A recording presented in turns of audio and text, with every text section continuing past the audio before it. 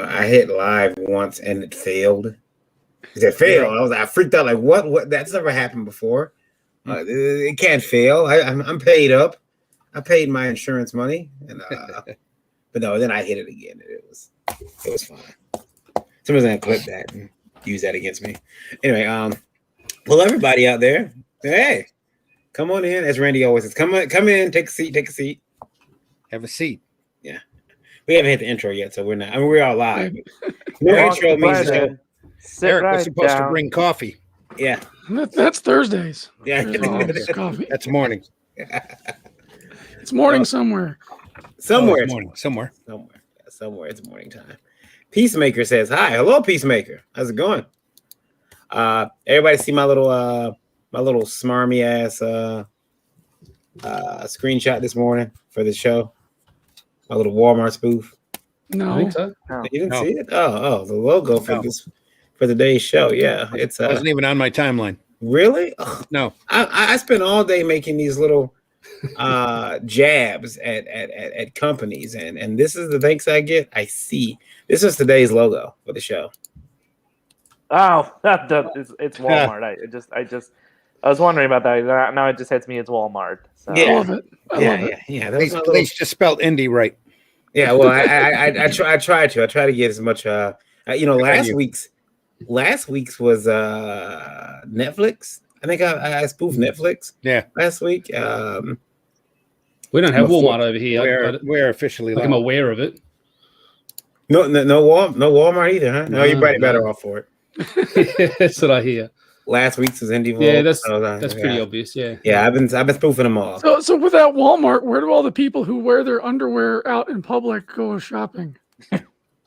Well, because football, NRL, National Rugby League, because that's such a national-wide pastime, it's pretty much a expectation that people go out wearing their footy shorts. Now, if you think about where your testicles hang to, footy shorts finish about half an inch above that.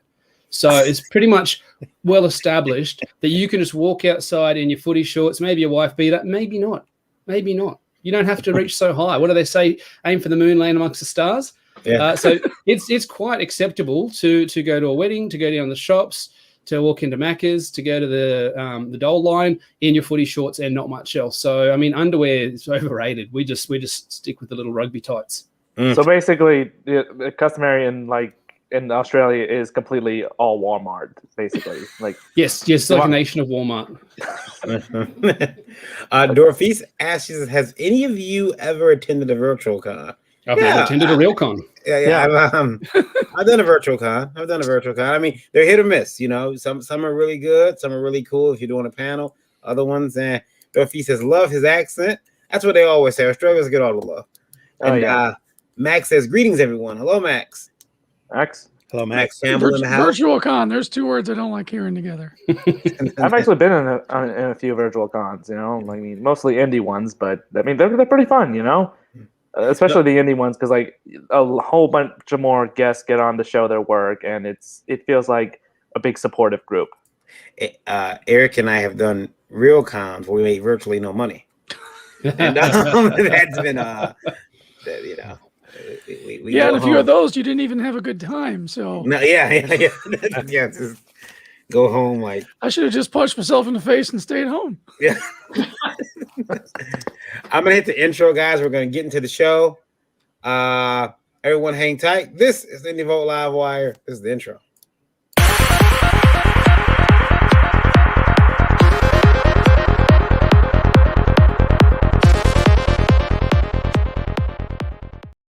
Hello, everybody out there. Hello. Good Tuesday night. I am Varian Grant. I'm the founder of Indie Vault Media LLC. Started making comics back in 2008 when I broke into the industry, made them let me in, forced myself onto the industry, and now I'm facing charges. They've come back all these years later, and I'm what else? Founder of Liberty Entertainment Distribution Group, one of the founding five of Terraform Comics, as well as I have another accolade. Oh yeah, co-publisher of Last Call Comics. Woo. I do damn much. I do that. I need to fail at something. Maybe if I fail at something, I was kidding. Anyway, joined as always by the lovely Lola, the indie princess. Hello. Hey guys, how are you? I am Lola, your indie princess, and I am the creator and writer of Lore, which will be launching next month. And I am also the co-publisher of Last Call Comics. Sad, so sad. I don't have any say over at Last Call Comics. She's also the EIC at IndieVolt.com. Oh, I forgot that. Yeah, forgot that. And Randy Zimmerman is here. And owner of the Shoe Cam. Yeah, owner of the Shoe Cam. Happily sponsored by Indie Crime. That's right. Happily Yes. sponsored. Happily. Hey, Randy everybody. Sorry to step on you, Barry. No problem. Oh, go ahead. I'm Randy Zimmerman. I'm a longtime alternative and independent comics creator. Done everything in the direct market that you can imagine, from retailing to convention organizing to being editor-in-chief. And now I'm editor-in-chief of Arrow Comics 4.0, which we are resurrecting, and we'll have things out in the latter part of this year. Looking forward to that. Also have a Arrow Comics 4.0 page over on Facebook and a channel over on YouTube that I plan on putting content up on as soon as I'm done with the commercial job I'm on now. So that was standards and practices. Yeah, they're all over you now. Kino Sabi. Kino Sabi, how are you today, sir? G'day, everyone. I'm the man called Kimo Sabi, the man with the plan from the land down under, and thanks for having me on your show. No problem. Yeah, he's got that down to a science. They've been doing it for a while now. Mr. Alex Dahl, how are you? Hey guys, thanks for having me on the show. I'm Alex. I'm the founder of NRG Comics and the creator of Zener, Master of the Mind, which is now funding on Indiegogo. So if you get a chance, check it out. We'd love your support. It's great to be here. And Dreaded Dinosaur, Mr. Hodson, hello. Hey, how's it going? My name is Eric Hansen, creator of Dreaded Dinosaur Man, which you can be reading on Webtoon right now. Also host of It Came From Webtoon on Monday nights here on the Indie Vault Network, where we look through the thousands of Webtoons and tell you some ones that you should probably be reading. And we had a really great interview last night with the creator of Shotgun Samurai. So make sure and check that out if you're perusing the YouTube Indie Vault channel. Yeah, that's a show that focuses on Webtoon comics. I've been having a blast on there. We had a great show last night. We looked at Shotgun Samurai, which is when you hear the name of that comic, you just want to read it. Shotguns and Samurais, I'm there. Okay. Go ahead. Go ahead. Sorry. Oh no, go ahead. It has that throw against the wall Ninja Turtles kind of vibe to it. It does. And Mr. Dave Schwartz, hello. Hi, thanks for having me on. My name is Dave Swartz. I'm the creator of Confederate Monster, now on Patreon. I'm also the creator of Feast or Famine from Alternate Comics. And I also have a YouTube channel where I do a show called Dose of Dave, where I talk about a lot of philosophical, weird, universal, reality bending, mind crazy stuff. So very cool. Want to thank everybody on Indie Vote Radio listening right now. Indie Vote Radio, right now, they're listening mainly through Alexa, it looks like. I got to whisper that because I got one there, one down the hall. My tablet's next to me. They're everywhere. You'll hear me. And she will ask me what I want. But people are listening on that right now. Thank you. Want to thank Ireland right now for being our top listening country right now. Randy, we have over 52,110 people listening right now live on Indie Vote Radio. Thank you guys for doing so. Good starting number. We appreciate each and every one of you. Yeah, I invite all you fine folks to go over to YouTube so you can see our beautiful faces, or at least some of them. 2 out of 7. So yeah, go check us out. I invite you guys to go over there and pop in and take a look. Brian Langley says, "Good evening, comic book friends." Good evening, Brian. Pops Van Zandt says, "I am familiar with 6 of the 7 fine people. What's up, my friends?" Hello, Pops. Jason Doobie in the house says, "Woohoo! What's up, creators?" Hello, Jason. Hello, Jason. And Matt Campus' virtual content will last for hours and hours, and I have a hard time sitting for that long. Yeah. Michael Owen is excited to see Kimo Sabi in the house. Hey. Yeah, Mike's my boy. He's working on The Embrace. It's a fantastic looking book. I reckon it's going to be the spawn of the darkness of the indie scene. Yeah. I'm actually lucky enough to be the editor on that book, so I've seen the script. And I've said a few times before, like if you're a parent in particular, this book really, really hits different. You read that and you're like, as a father, as a mother, as a parent, as someone who's helped make life and safeguard that life, this story will hit you where you live. Wow. Yeah. I wanted to I want to kill the life that I started this morning. I think all afternoon I want to kill him. Boy, he just ain't right. Glenn says you'll never guess. I just can't sleep again. It's after 2 a.m. here, and he's in the UK, unable to sleep.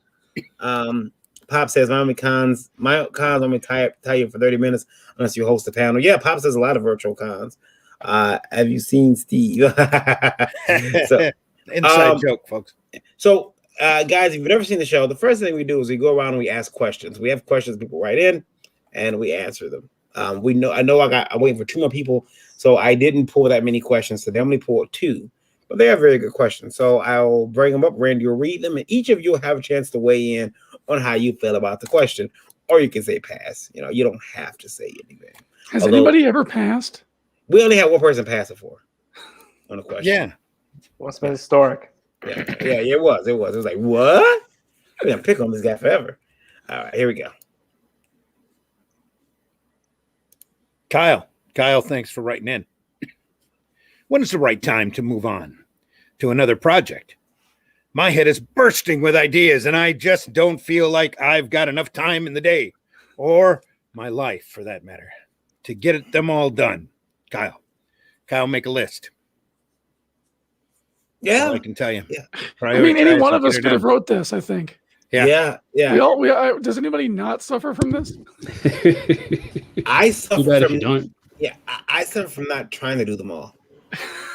Like, I think I don't know if people realize how much I do in one day when it comes to the ideas. Like, I have stuff, and Lola, I tell you, I'm not tooting my own horn here, but there are things that I've done today that you guys won't see for 7-8 months, and then in October, oh yeah, this is done, by the way, I've done it already. So I have that. Look at this network.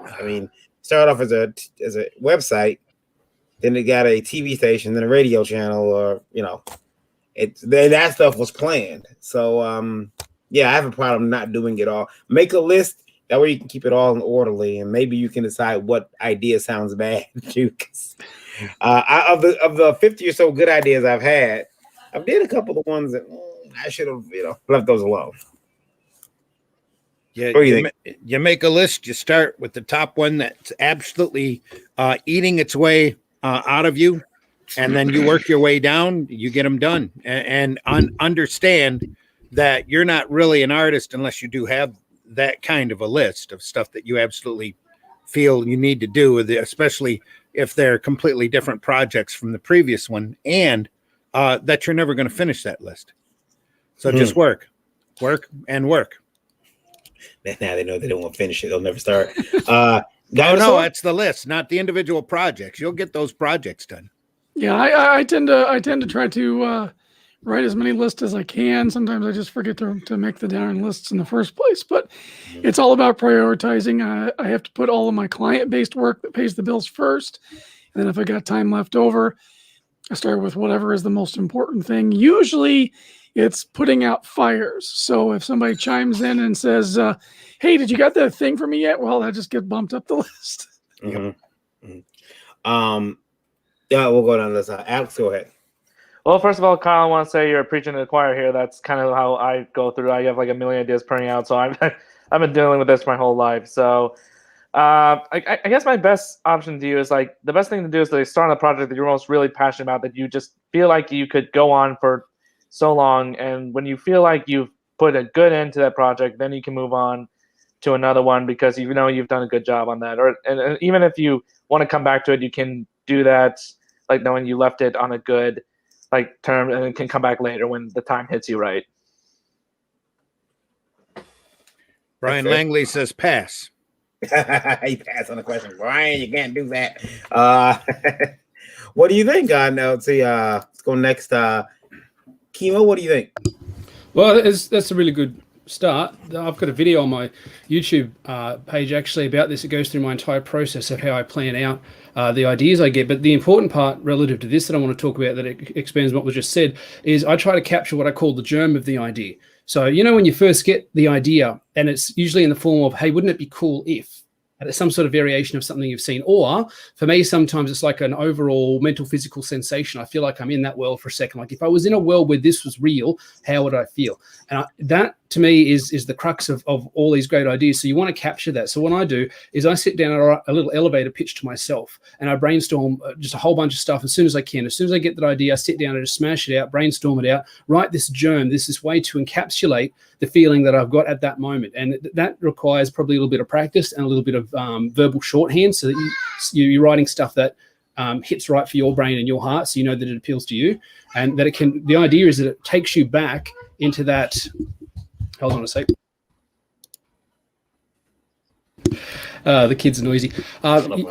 Bring yourself back to that sensation you had when you first felt it, and that way you don't run the risk of losing that sensation, that germ of an idea. I find the problem with some people is they've got too many ideas, they'll never get around to it. It's okay to come back to it even in 2 or 3 years. If you've written something down that encapsulates that germ so well, you can come back and pick it up. And I think it's sort of expanding what was just said then.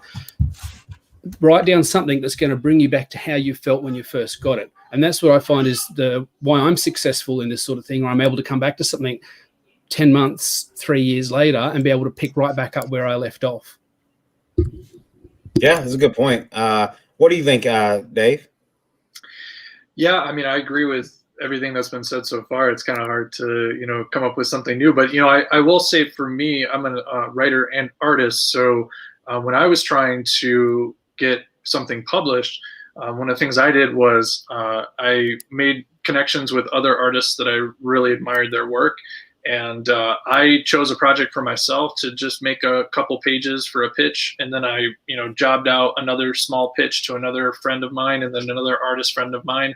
And, I compiled those pitches, sent them out and, see what people like.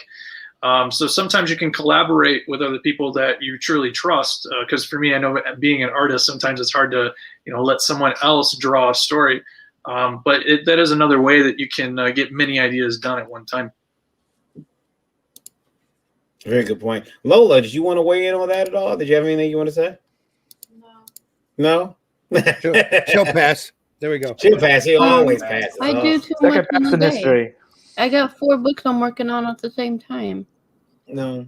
So I'm going crazy in my head. No good. Comment says have to spread the love over here too. Smash that like. Thank you. Yep. I was having smash that like button. We take hearts and thumbs up and happy faces too. Pops, you need to hit up Chemo Sideways and go on Crime. Coming in his next level book you don't want to miss out on. We'll be taking a look at that a little bit later today. Josh Dietering says familiarity, vocabulary. Yeah. Two guys, good guys. Imagine the spinoffs, marketing. And Chemo says, thanks, make do my best. That's you. Daphne also says, I barely got the first issue of my Ego Raven Kickstarter out, and my brain is already way past issue 15, crying. Yeah, well, we talked to Daphne about that, how that was gonna, affect her long term. But all right, Randy. Oh, go ahead. Oh yeah, I was gonna kind of remember yesterday from our talking with Donkey yesterday on Shotgun Samurai, is that when you're working on the story, you've already got this idea of where you want to be, and then it might be something like, for me, it's something really exciting. I really want to do it, but I got all this other stuff I got to get done story wise first to set that up before I can go work on the cool thing that I really want. Right? Yeah. I just you can give up. You can always give up. It's okay to quit. I'm just kidding. Yeah, we did that one, right? That's the one we just did. Yep. All right, I will get rid of that one out of my. Thanks for writing in, Kyle. We appreciate your input. We do. Hope we helped. Get to work.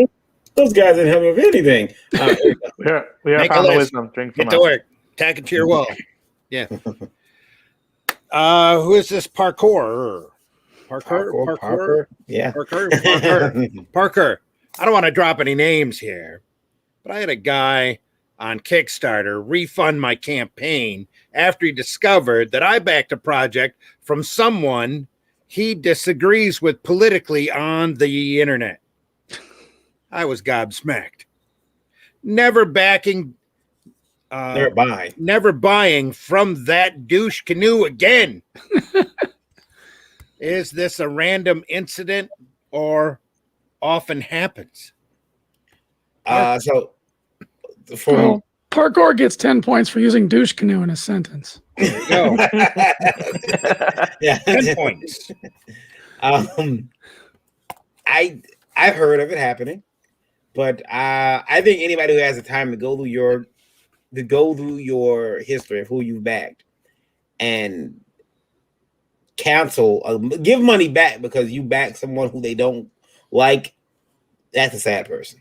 It's a very sad being. Well, I understand this is a regular occurrence over on Kickstarter anymore. People that go over and insult campaigns just as soon as they pass their goal to go through and yank it, just to dispirit them. You know, kick them in the ass. People always find a way to be terrible to each other. It's vicious.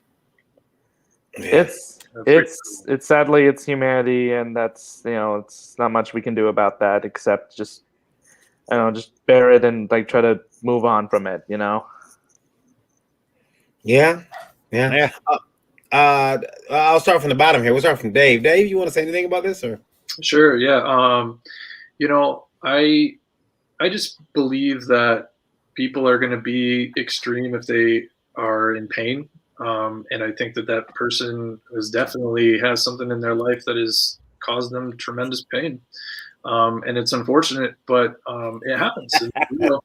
But I mean, you know, I think the best thing that you can do is, you know, maybe send them a little bit of healing and say, hey, you know, it is what it is, but I don't need to take that on as an insult, or I don't need to, you know, get any, because I think the goal here is to, you know, rile that person up in a way, you know, and say you're wrong, you know, and you don't allow them to get that, then, you know, they don't get anything.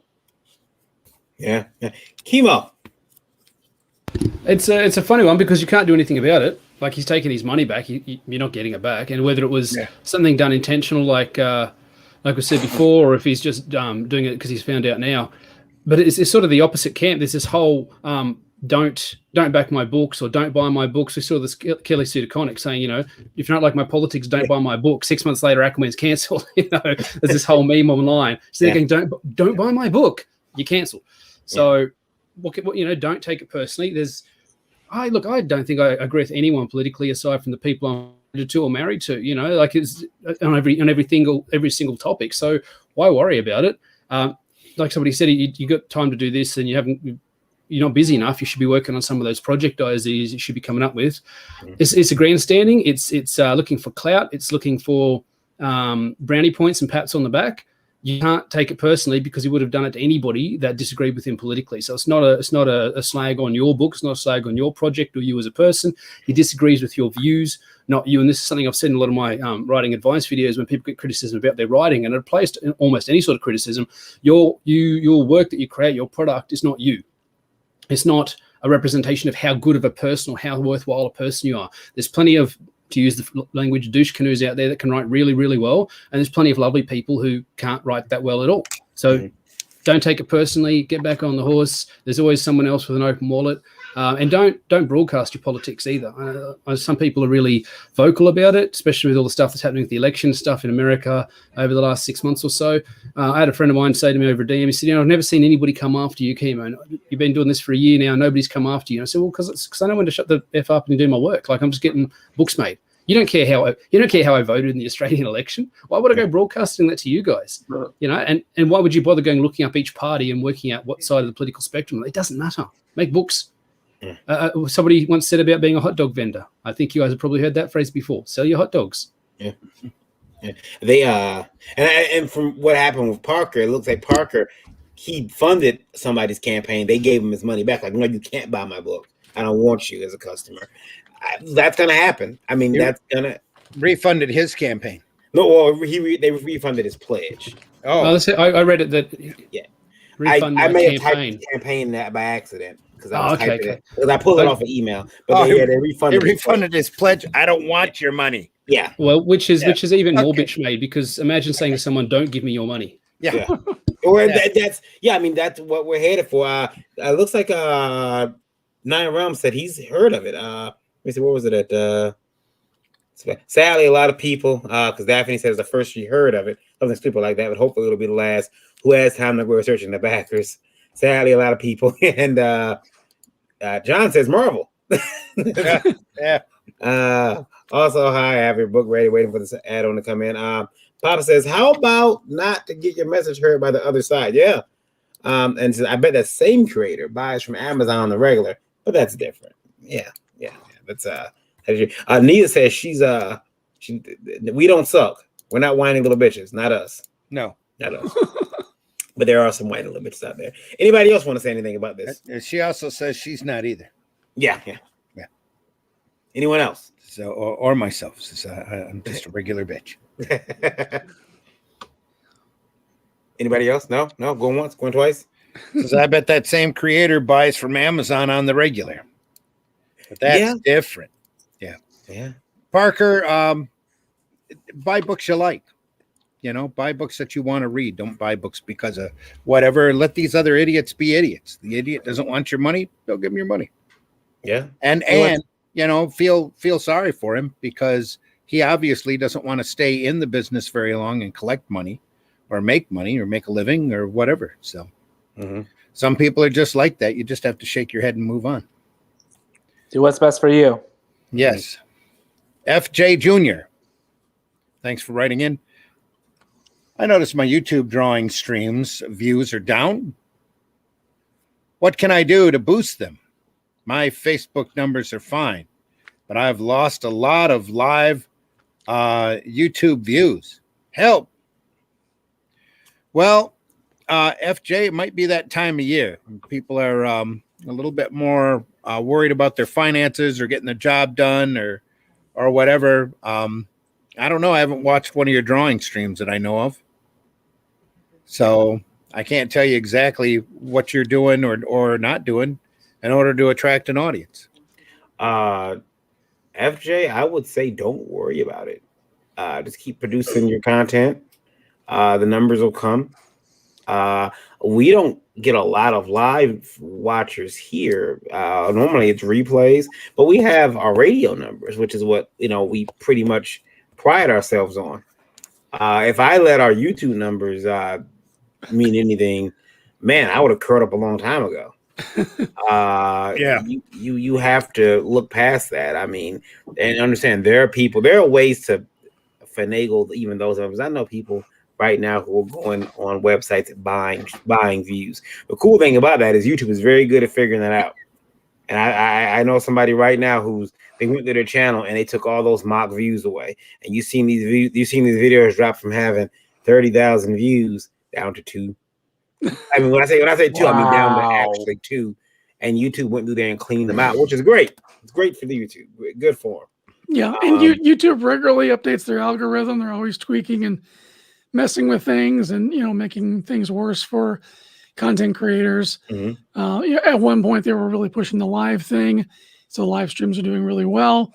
And then now maybe the last research that I've read, the algorithm is favoring things of 15 minutes or less. Yeah. So it's one of those things you just always have to keep up to date on. Yeah, and don't worry about those live Facebook views. Like, even though I said that's all made up anyway, isn't it? Yeah. People. I know people get mad at me, but the Facebook views is 3 seconds. All you have to do is look at the video for 3 seconds, and Facebook considers it a view. So keep that in mind. It's that scrolling. That's somebody on the toilet who stops for a second because they heard voices.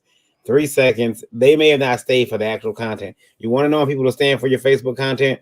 When Mr. Zuckerberg decides to put ads in your videos. That's how you know people, because Facebook knows, their algorithms know people are watching your videos, and if they are, they can put ads in them. But I digress. I'll let everyone else have it. But also, I want to mention that we're joined by Wolfpack Comics member, Mr. Anthony Figaro is here.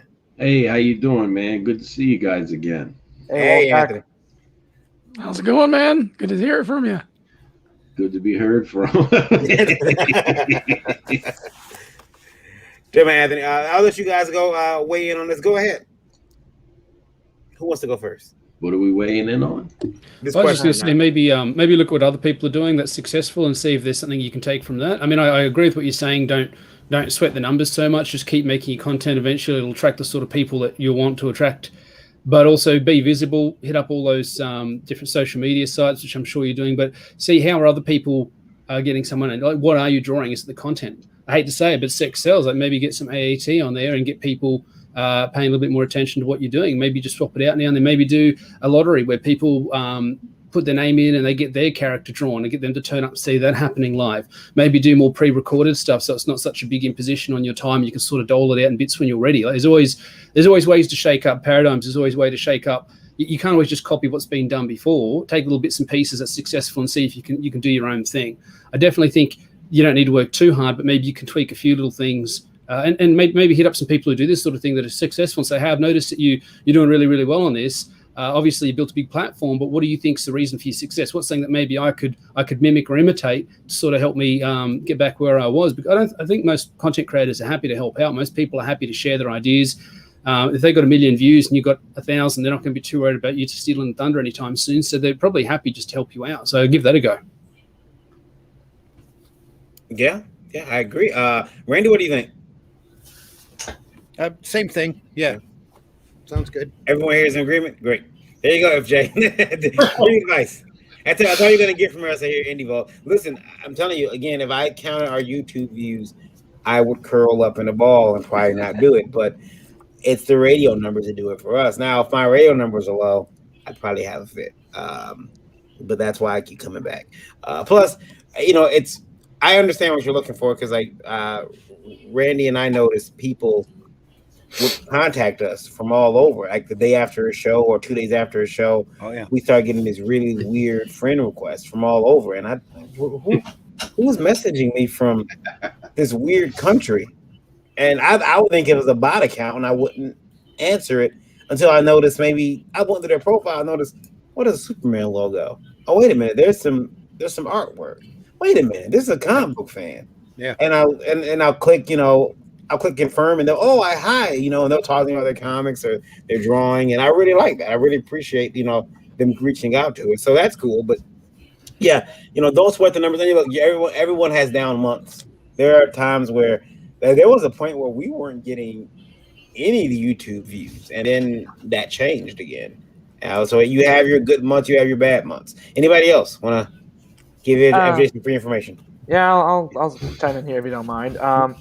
Junior, it's like building an audience. It's tough, but it's equally as tough to maintain an audience. And the best thing you can do is just keep putting stuff out there, like looking back at your old stuff, seeing what works, seeing what doesn't, really spreading the word of your like streams, really connecting with people, taking an interest in theirs. You gotta keep doing it on repeat because that's really how you boost your audience. And as I hate to say it, but it's a slow boost. I mean, no one instantly gets 1 million viewers at once, and even the pros take time to get like a whole bunch of views, and it takes time. But if you keep at it, the results will show. You got to think about the long-term gain the long-term goals as opposed to the short-term game. And FJ, you can always change it up a little. Do a 10-minute quick draw, do a little bit longer stream, try to get comments out of people, ask questions while you're drawing for your audience, get your audience participation up a little bit. There's all sorts of little tricks and stuff you can do. Take a look at other people's live streams and see what they're doing. You could do an art jam with somebody else that's maybe a little bit more established or someone that's on a similar level to him, and then you're sort of crossing over audiences. You go over and you guest star, you do a drawing with somebody else, your character and their character, they come onto your show, sort of swapping that audience over and expanding that way. You could get a whole network of people and just do that week after week. Get 10 people to 1,000 people in their audience each. You've got 10,000 people have seen you in 2 months. Yep. Be Matisse, Dali. Yeah, underwrite the press. But the big thing is just to stay at it, stay persistent. Yeah, consistency is key. Yeah, consistency is key. Yeah. Let's look at some comics. That's all the questions I had. Now you guys gave some really good information, free information at that. We got to stop that. We got to make sure people super chat. Gonna have to start charging. Super chats. You're gonna have to send in some money for us to do that. We need to get over 1,000 likes there on that YouTube channel so we can get super chats. There you go. Yeah, and I'll we get got some really exciting creators here on this panel, so let's get to their books. Yeah. Let's see here. I'm gonna start with the first one that was sent to me today. 1 second. All right, we're gonna start with, I believe it's Alex's book here. Let me share the audio. Zener. There we go. And I'm not gonna. I'll wait to play the videos. Now you're over on Indiegogo. 20 days left. $935 of a $5,000 fixed goal. Zener, Master of the Mind, Volume 1. Tell us a little bit about it, Alex. Well, Zener is the story of Axel de Vera, and he is a man who was born with immense psychic powers, making him the most powerful person on the face of the planet. Unfortunately, trauma in his early young adult age left him with a very fragile mentality that he put into an asylum for. And when he finally gets out, he's trying to do good with his powers. Unfortunately, his mind, which is basically the greatest weapon you need when it comes to psychic powers, is very fragile and unstable, and in a lot of ways, he's his own worst enemy. So he's trying to do good, but he's got a lot of things going against him, not just himself, but the people he tries to protect, and even these forces of evil that are working within the city he protects, Indigo Valley, that seems normal, but in the shadows, there are all these powerful evil people trying to gain Zener for their own advantage, and he's caught in the middle. And really, Zener is a story of just struggling to do good against the world and your own mentality. And in a lot of ways, the best way you could describe it is what happens if you give Superman, Batman's issues or dark elements. It's a very interesting story, and what I think audiences will really connect with Zener because he has a fragile mind, and also he suffers from anxiety, depression, OCD, a lot of things that people go through this time and age. And so they see Zener, they'll see what he's going through. He's trying to live his life day in and out of Cape, and they'll relate to him. He's me with superpowers. There we go. I'm going to bring up the video. Let's play the video here for you. Let's see here. Hello. Can anyone hear me? Is anybody there? My name is Axel de Vera. I'm the most powerful being on the face of the planet. I've been captured. My powers have been neutralized. And what they're doing to us, it's unspeakable. If anyone is out there, if anyone can hear me, please help me.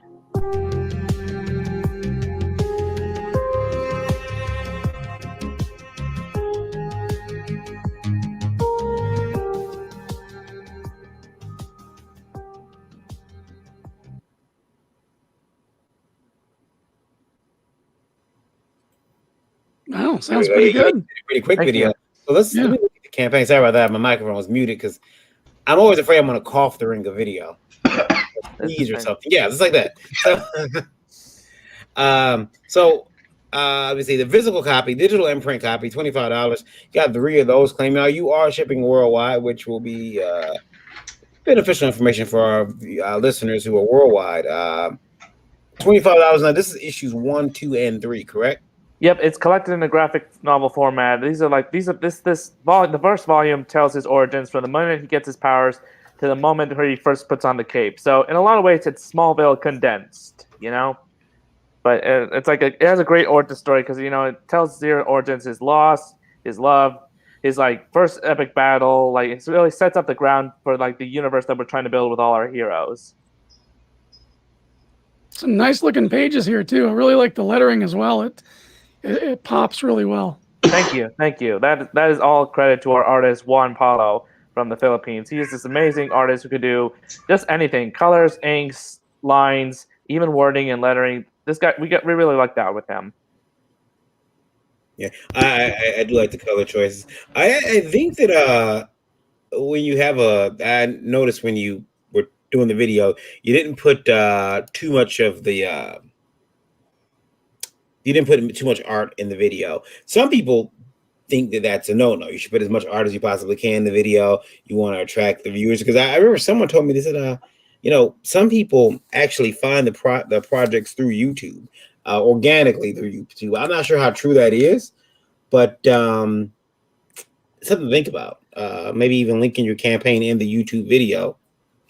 Get your post up there. But this looks pretty good. Now you need to you're at 900. You need to get up to 5,000, and you got 20 days.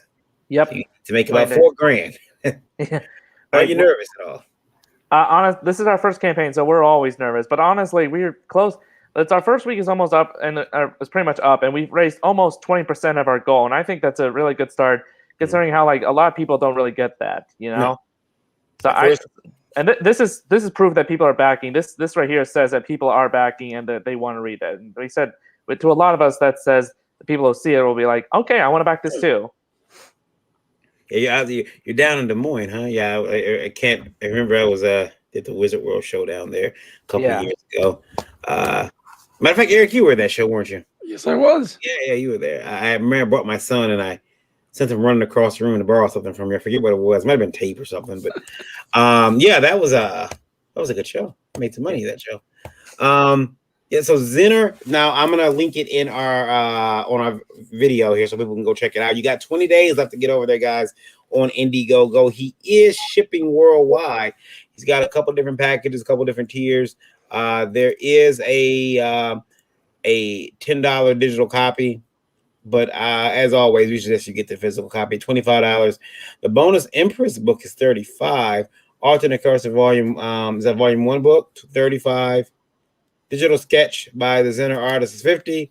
And you can be drawn into the comic for the lowest I've ever seen that for. This is the lowest I've ever seen it.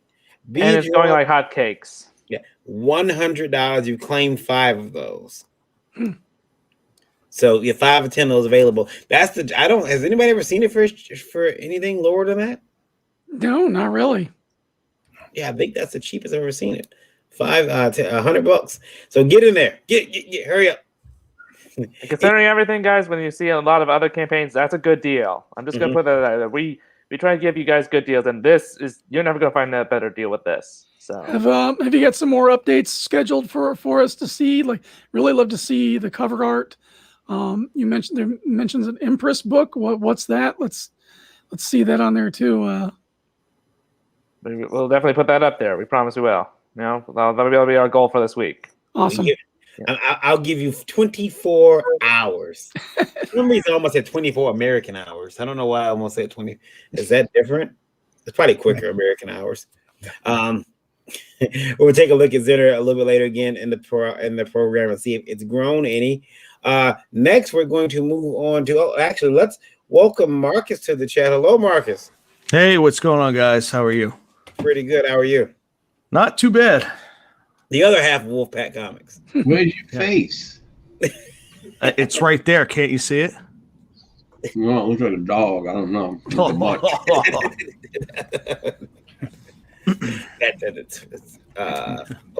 see the chat. What's in the chat?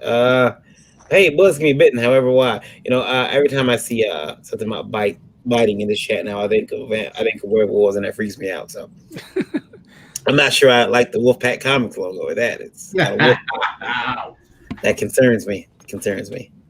All right. I want to take a look at you guys' book, though. You've got a new book out. Now, you just, Anthony, you just posted today that you are in the fulfillment stages of the final fulfillment stages of your God's hand. Yeah. Saw that little gray tote on its way to the post office. Yeah, man. I was there today with my son.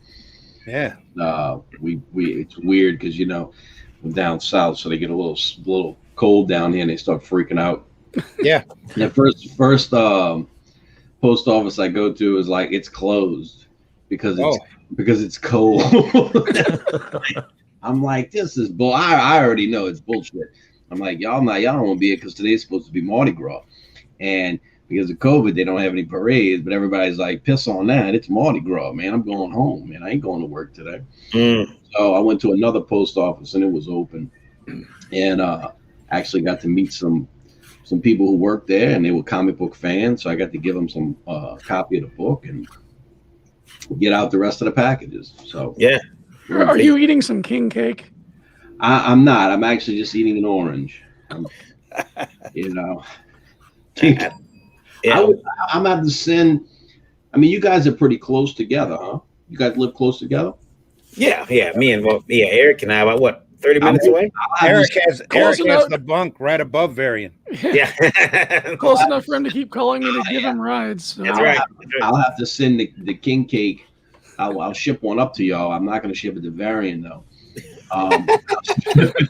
I'll probably ship it to Eric. He seems to be the thinnest out of all of you, so he probably eats the less. So Eric will bring it to me. He'll bring me.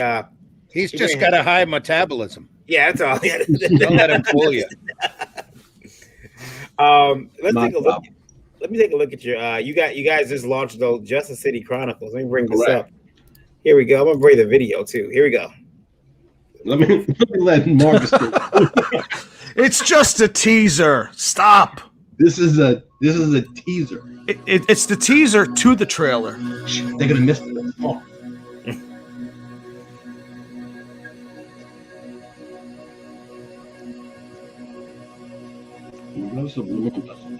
That says February 2021 on it. Compelling. It's Zack Snyder all over again, guys. Holy crap. I thought that was Josh Whedon for a minute. Got you thinking though, don't it? Yeah. Justice City Chronicles. That's your next book out, huh? So I mean, you I know I got the flyer in my God's Handbook. Yeah, you're right. So now this is more Marcus's book, correct? Correct, 100%. He is the creator and the writer. I'm just the hired hand on this one.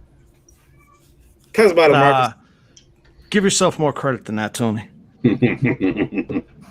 I still haven't had a king cake yet. I'm just saying. Lived there for 9 months and no king cake. When are you going to launch it? Next month. Next month? So yeah, I would say. I mean, I'd like to shoot for the beginning of March. You know what I mean? Maybe first week of March. Mm-hmm. I think definitely in those areas. Not much past that point though. Now, Marcus, how I know he said he's not taking the lead on this project, he's just a hired hand, but how much advice has Anthony given you after he went through launching God's Hand? Because, look, Anthony didn't have gray hair when he first started God's Hand. He had a fine black silk mane of hair. Black mane all on the top, bro. Yeah. It's kind of thin. Not like getting there. It's close. He gave a lot of advice. None of it had to do anything with the trailer. Thank you, bro. I fucking appreciate that. Finally, man. So thank you, bro. I like you. You're all right for a white boy or Mexican, whatever it is you are. No, it's very helpful having him in my corner, considering he just went through all this. Yeah. He's always giving advice. I mean, and the thing is, he sometimes he's right. So but I always say, the fuck I know, in case it ruins your fucking life, like, hey, I can't wait to see how that comes out. Let's take a look though. Let me look at the next projects I have. I wrote them all down and then my browser was like, nah, I'm going to close all that out so you can't see it. 1 second. I am going to bring up the next one that comes up here. Why is it not coming up? Don't forget to mention that Justice City, that's a sign up page. If you sign up now, you'll get the variant, not variant, but you'll get the variant trading card. If Variant would have scrolled down a little bit, he'd have showed you this cool looking trading card. Is it? Okay. I modeled it after Randy. It's very, it looks good. This is Randy in your prime, Randy. Randy a couple of years ago. You know what I mean? Same tattoo. Quite a few years ago. Yeah. Same hairstyle, the whole nine. That's some interior page. Oh, yeah. Yeah. You got an old photo. That's what it is. And I just copied it. I traced. Where the hell did you find it? Where is that still on the web? That's not supposed to be on the web. It's gaydaddy.com. You got to go there and you'll find it. Well, then somehow it's been misdirected. It looks like you got quite a bit done. How far along are you in getting the book done? I would say, what you think, Mark? About 65%. Yeah, about 65, 70%. Hey, that's great. You're launching good. and you're over half done. Amazing. Awesome. Yeah. Yeah, so it's And it looks good. yeah, we have Yeah, the artwork is incredible. thank you, man. We have a essentially we're gonna wind up having an 8-page epilogue. I mean a prologue. We'll have a 12-page story, a 24-page story, and then we're gonna put in an 8-page epilogue, and then we're gonna add in a deleted scene from God's Hand. It's gonna be called Victoria's Secret. So anyone who's read God's Hand, you get to, in this deleted scene, you find out where Victoria went and how she will tie into the next story. That's cool. That's cool. So you got to get it now, man. I've been tricked. Yeah, it's gonna top. This is gonna top out probably about 75, 80 pages. Wow. Nice. Good.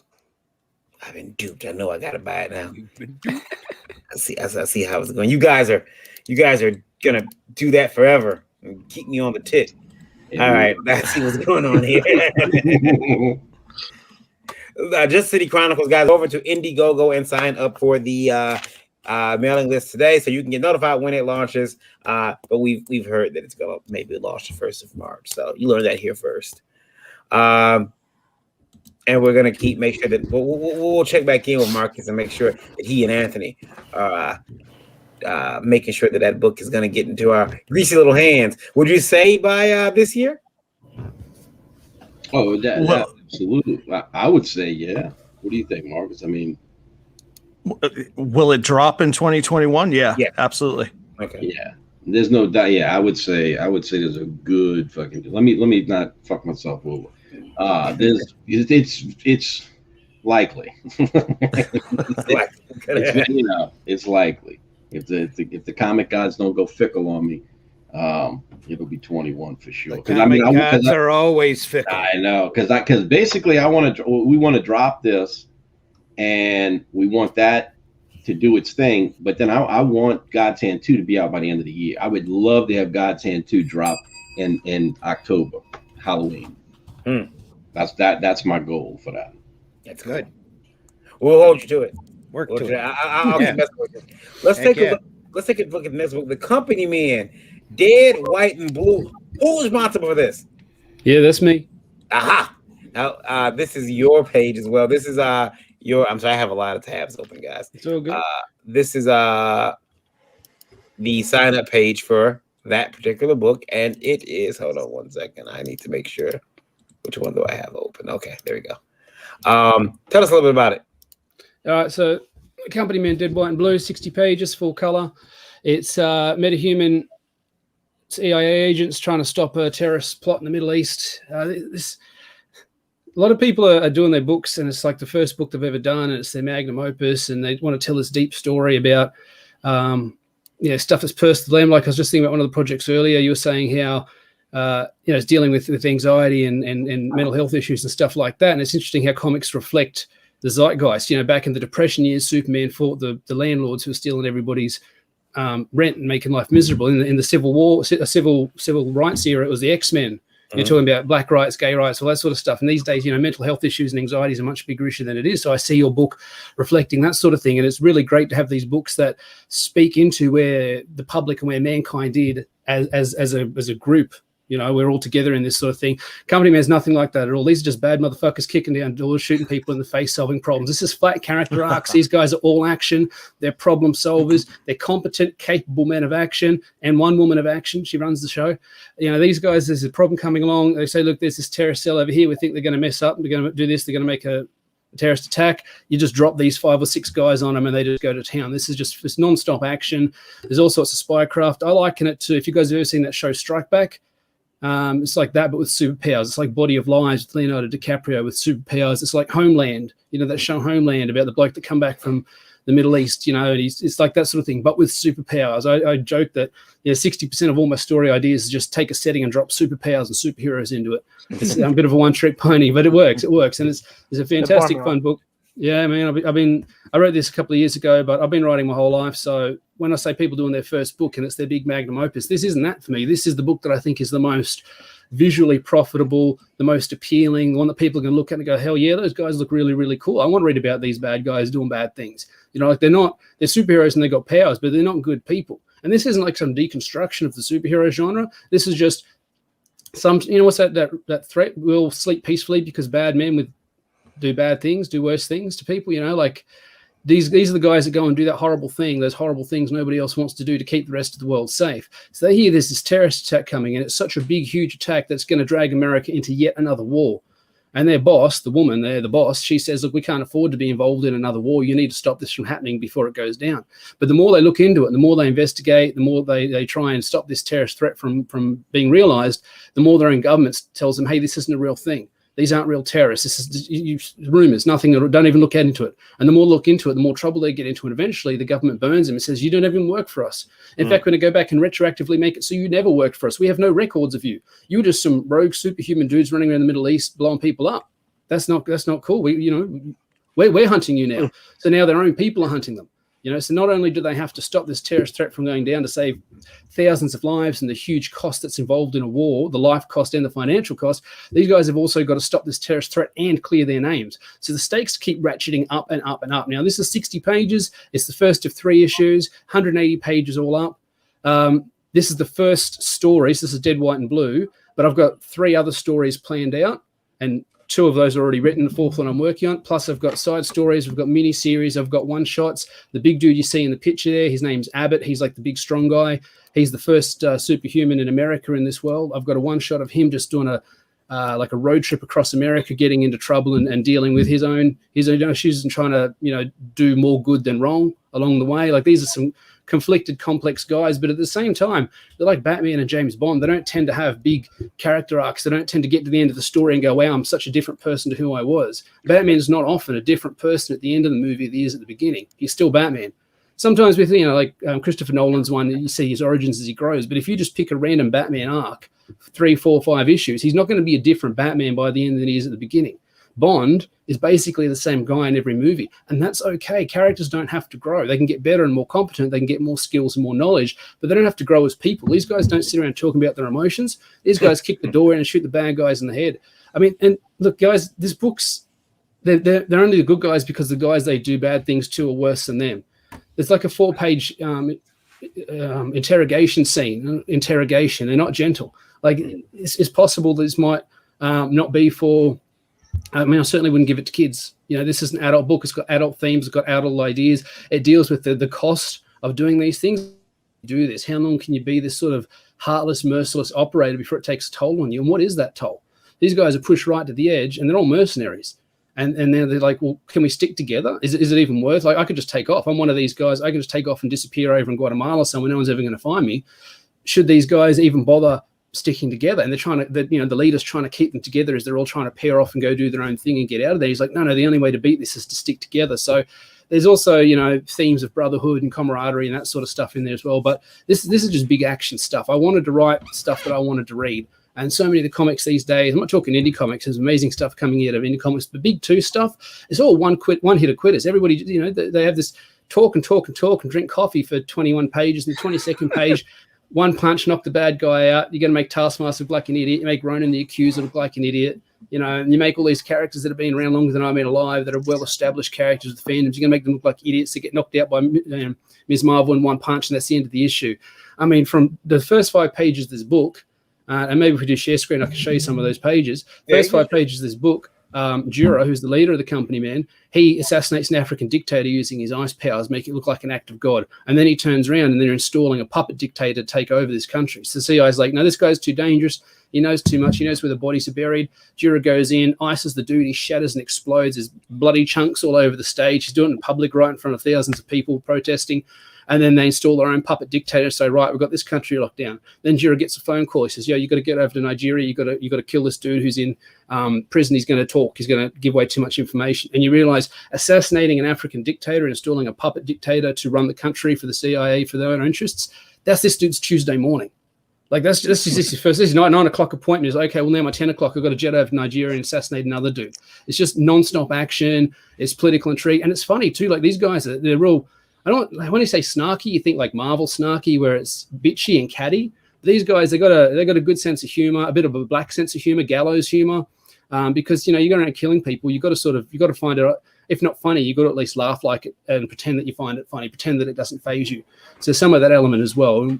One of the characters there, Ramjet, he's a speedster. He's the newest to the team. He's been added to the team thinking he's going to be a superhero. He turns up in the full spandex outfit. The rest of these guys are wearing jackets and paramilitary gear. And he's like, you guys are going to put your costumes on? I'm like, brah, these are our costumes. You don't wear costumes over here. You don't want to wear costumes over here, son. And the first time out, they're torturing the student, and Ranger's like, what are you doing? We're supposed to be superheroes. I'm like, yeah, that's what the TV says. That's what the news calls us. That's what the newscasters call us. But this is what it's really all about. These are the shades of grey, where you might not kill a human trafficker or a gun runner because, they'll have information for you next week that you need. So you go, the lives that they run through their slave trade is worth less than the lives that we'll save if we get this information to stop this terrorist threat. Like, there's no black and white here. It's all shades of grey. It's very, very dirty, very grimy. That's the sort of stuff I like to read about.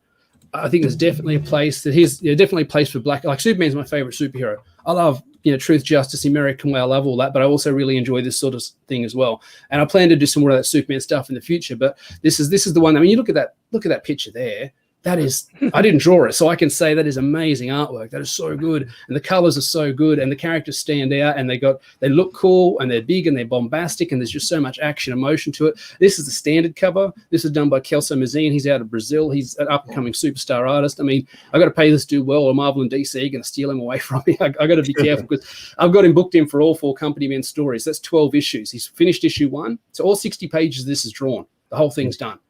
All the pencils, all the inks. I got about half the colors done, 20% of the letters done. I've got SK from Sigmate Studios doing the lettering. He's an absolutely fantastic letterer, knows the craft back and forward. Like, he'll send me pages where he's got stuff in a particular position, and he says, do you know why I did this? And I say no, and he'll explain why. And I realize, we've talked about this before, where there's bad lettering makes your book look bad. So he knows how to sidestep all that stuff and make it look really, really good. So this is the standard cover. Skip ahead to this is the Renzo Rodriguez cover. If you guys know Renzo Rodriguez, he's working with your boy Zach. I think he did Impossible Stars, but I'm sure he did Pandemic as well.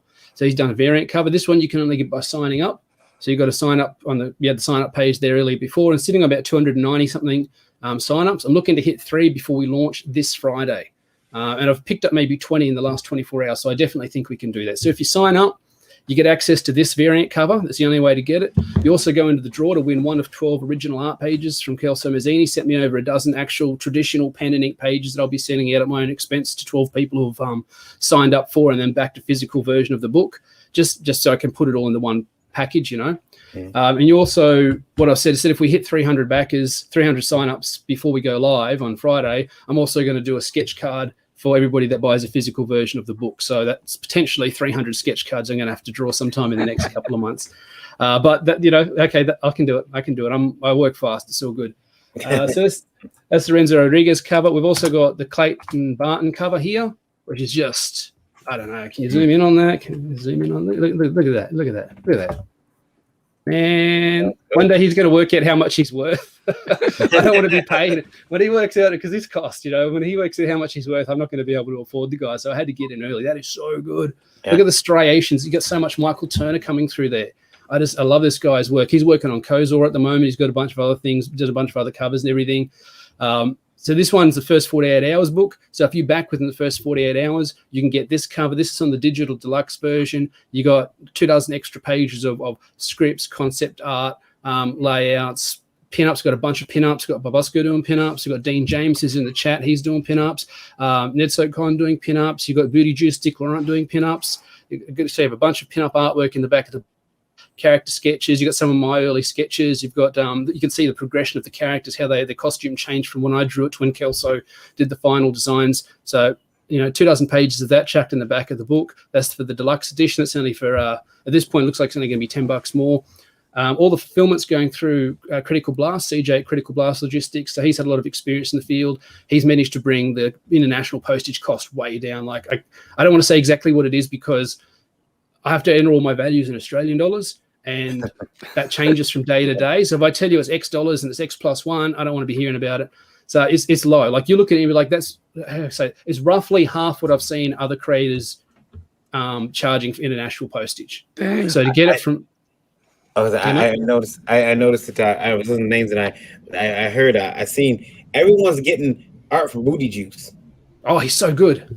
Yeah, I'd never even seen him till he did that Embrace one for Michael Oden. That just blew me away. It just captured the character.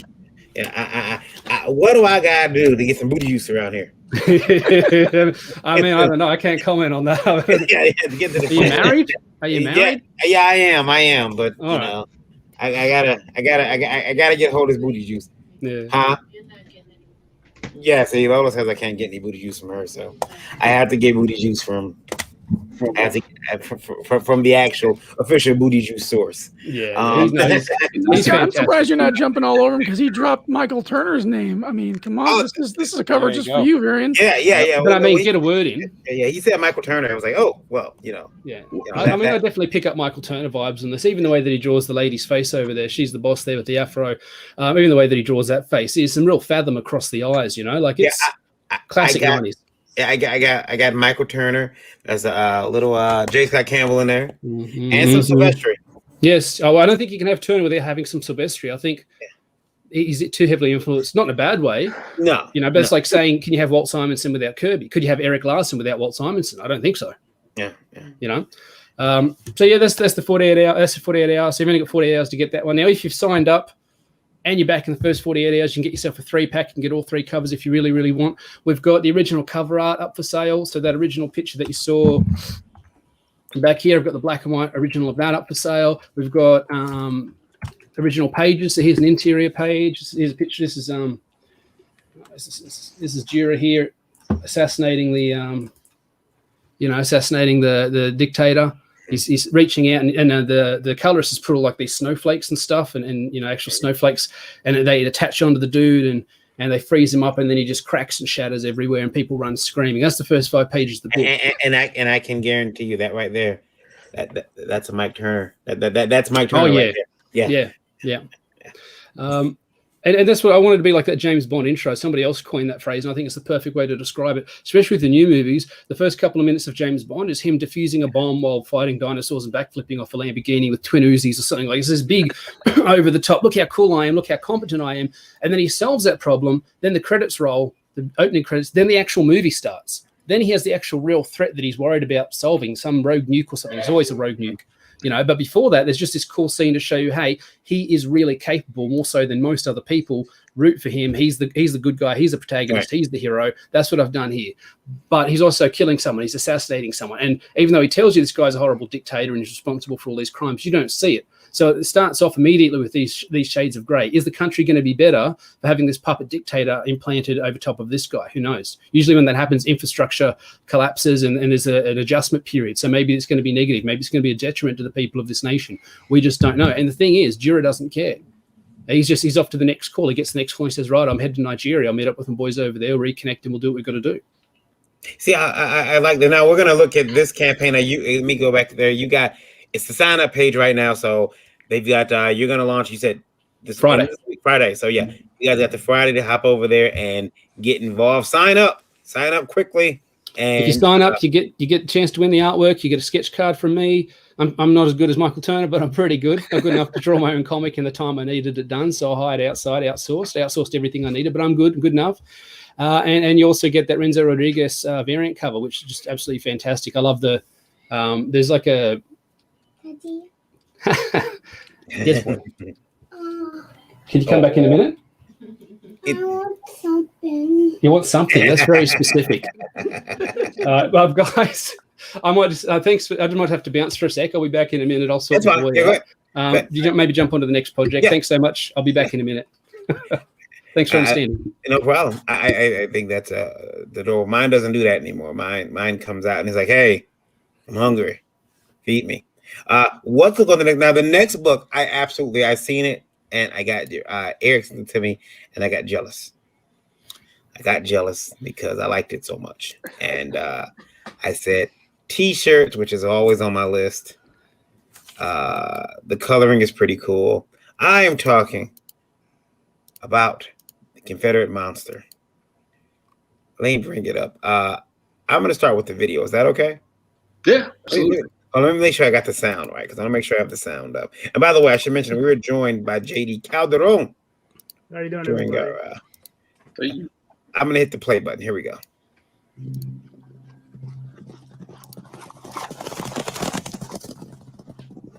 Yeah.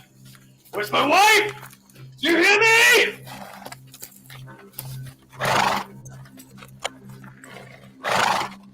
Dismount and walk forward.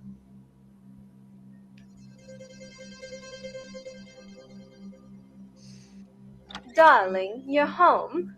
And waiting for you with loving arms. Must you maul her like an animal, Daniel? Calm yourself, Mrs. Stevenson. I'm just getting into character.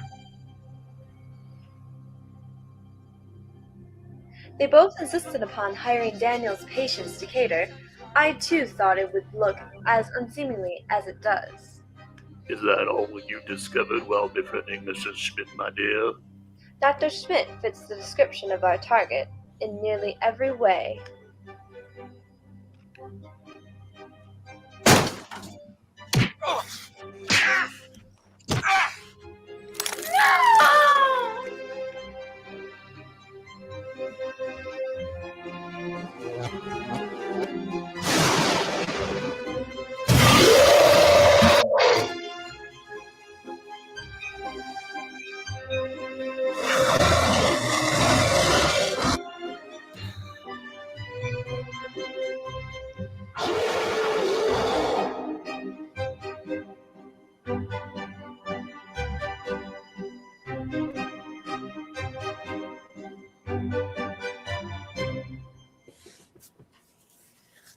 Damn. Yeah, that looks Wow, great. that's pretty cool. Yeah. Thank you. Thank you.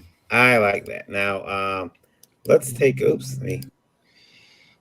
$3,105 go. You got 22 days left over on Indiegogo. Confederate Monster Comic Books issues 1 through 3. But talk us through it. Tell us about the project.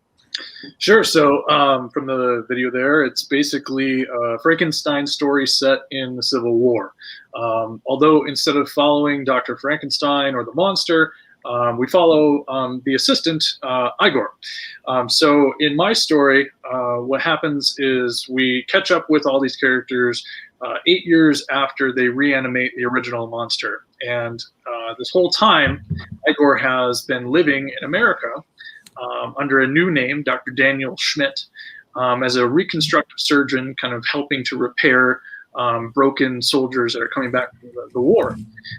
Until one night, the Confederacy discovers that he once took part in this process to reanimate a dead body. So they convince him to reanimate their dead soldiers so that they can turn the tide of the war towards their favor. That's cool. That you and let me see here. It's funny you mentioned that. I just watched a movie about what was that? Is that Frankenstein movie with Daniel Radcliffe in it? Oh, the Victor Frankenstein. Yeah. I watched it, and it was really weird because when I started it, I thought, okay, I'll watch this. This is gonna be a period piece. I'll fall asleep, and I'm like, wait a minute. They're doing weird stuff in here. All of a sudden, Igor is standing up. Then you realize it's not really Igor. I don't want to ruin it for people, but it's a pretty good movie. Get a chance to watch it. But I thought it was interesting. It's worth it. They got nothing to do on a Sunday. Go ahead and check it out. But I like the Frankenstein story and all different versions that can be told. Now, I noticed too. It says Hazel Park, United States. So it's in Michigan. Yeah, I didn't know you're in Michigan too, huh? Okay. Yeah. I'm in Sterling Heights, so. Oh. Yeah. Eric, I'm in Grosse Pointe. Yeah. Oh wow, sweet. I'm just south of Flint. Yeah. We're all Michigan then. Wow. Yeah, a lot of Michigan. Not all of us. Yeah. Somebody here's from Queens, and then there's some. There's some Louisianers in here. Yeah. See how that shit goes, JD? All right. Listen, I'm here by myself, and they're still outnumbered. It's okay. I keep picking on JD about stuff from Queens, and I'm like, my mother thought people in Queens were very stuck up. She said, "Aren't they rich there and stuck up?" I'm like, Queens, like, Mom. Peter Parker's from Queens. Does he look stuck up? Yeah. Yeah, they got a really sweet King of Queens over there too. Yeah. JD's getting turned red. He's like, yeah, he's gonna cuss us out later. So now your project, let me see here. Oh, I'm sorry. You are shipping this worldwide. Yep. So right now, everybody listening, we have 71,802 people listening on Indie Vault Radio. So you guys can all get this book. He's willing to ship it overseas. Issue 1, $10. He's got a retro print. There's a wanted poster print. He's got hats, stickers, T-shirts. He's got everything. And you got a couple different tiers here. Yep, I got lots of different things, and I have pretty much everything as an add-on in the checkout. So, I mean, you can feel free to build your own perk package if you want a bunch of different things. I love the classic Tales from the Crypt cover you got going there. Yeah, that caught my eye right away. How do I get that specific cover? I love that stuff. Yeah, so that one has its own tier, as well as it's an add-on on all the other perk options. That looks cool. I generally when I see those type of covers, I automatically want to frame them. But you got some black and white age prints. Yep, those are all hand aged by me. Okay. I'm actually making aged paper right now, and they're all kind of treated. The ink in the computer, it's treated with a distressed sort of texture. So when it comes out, it really does look quite authentic. I think I like number 6 there. That's my favorite. Got commissions. This looks pretty good. I think I'm gonna have to back this. July 2021 is when he's looking to ship. The early bird bonus is sold out, folks. Sorry. Hold on. Yeah, that's sold out. So you guys are gonna have to get up there and get the. He's got a retailer combo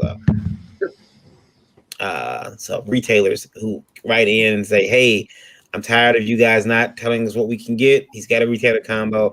Put your money where your mouth is and back that particular level. Physical books, $20. Now, is that all 3 of them? Yep.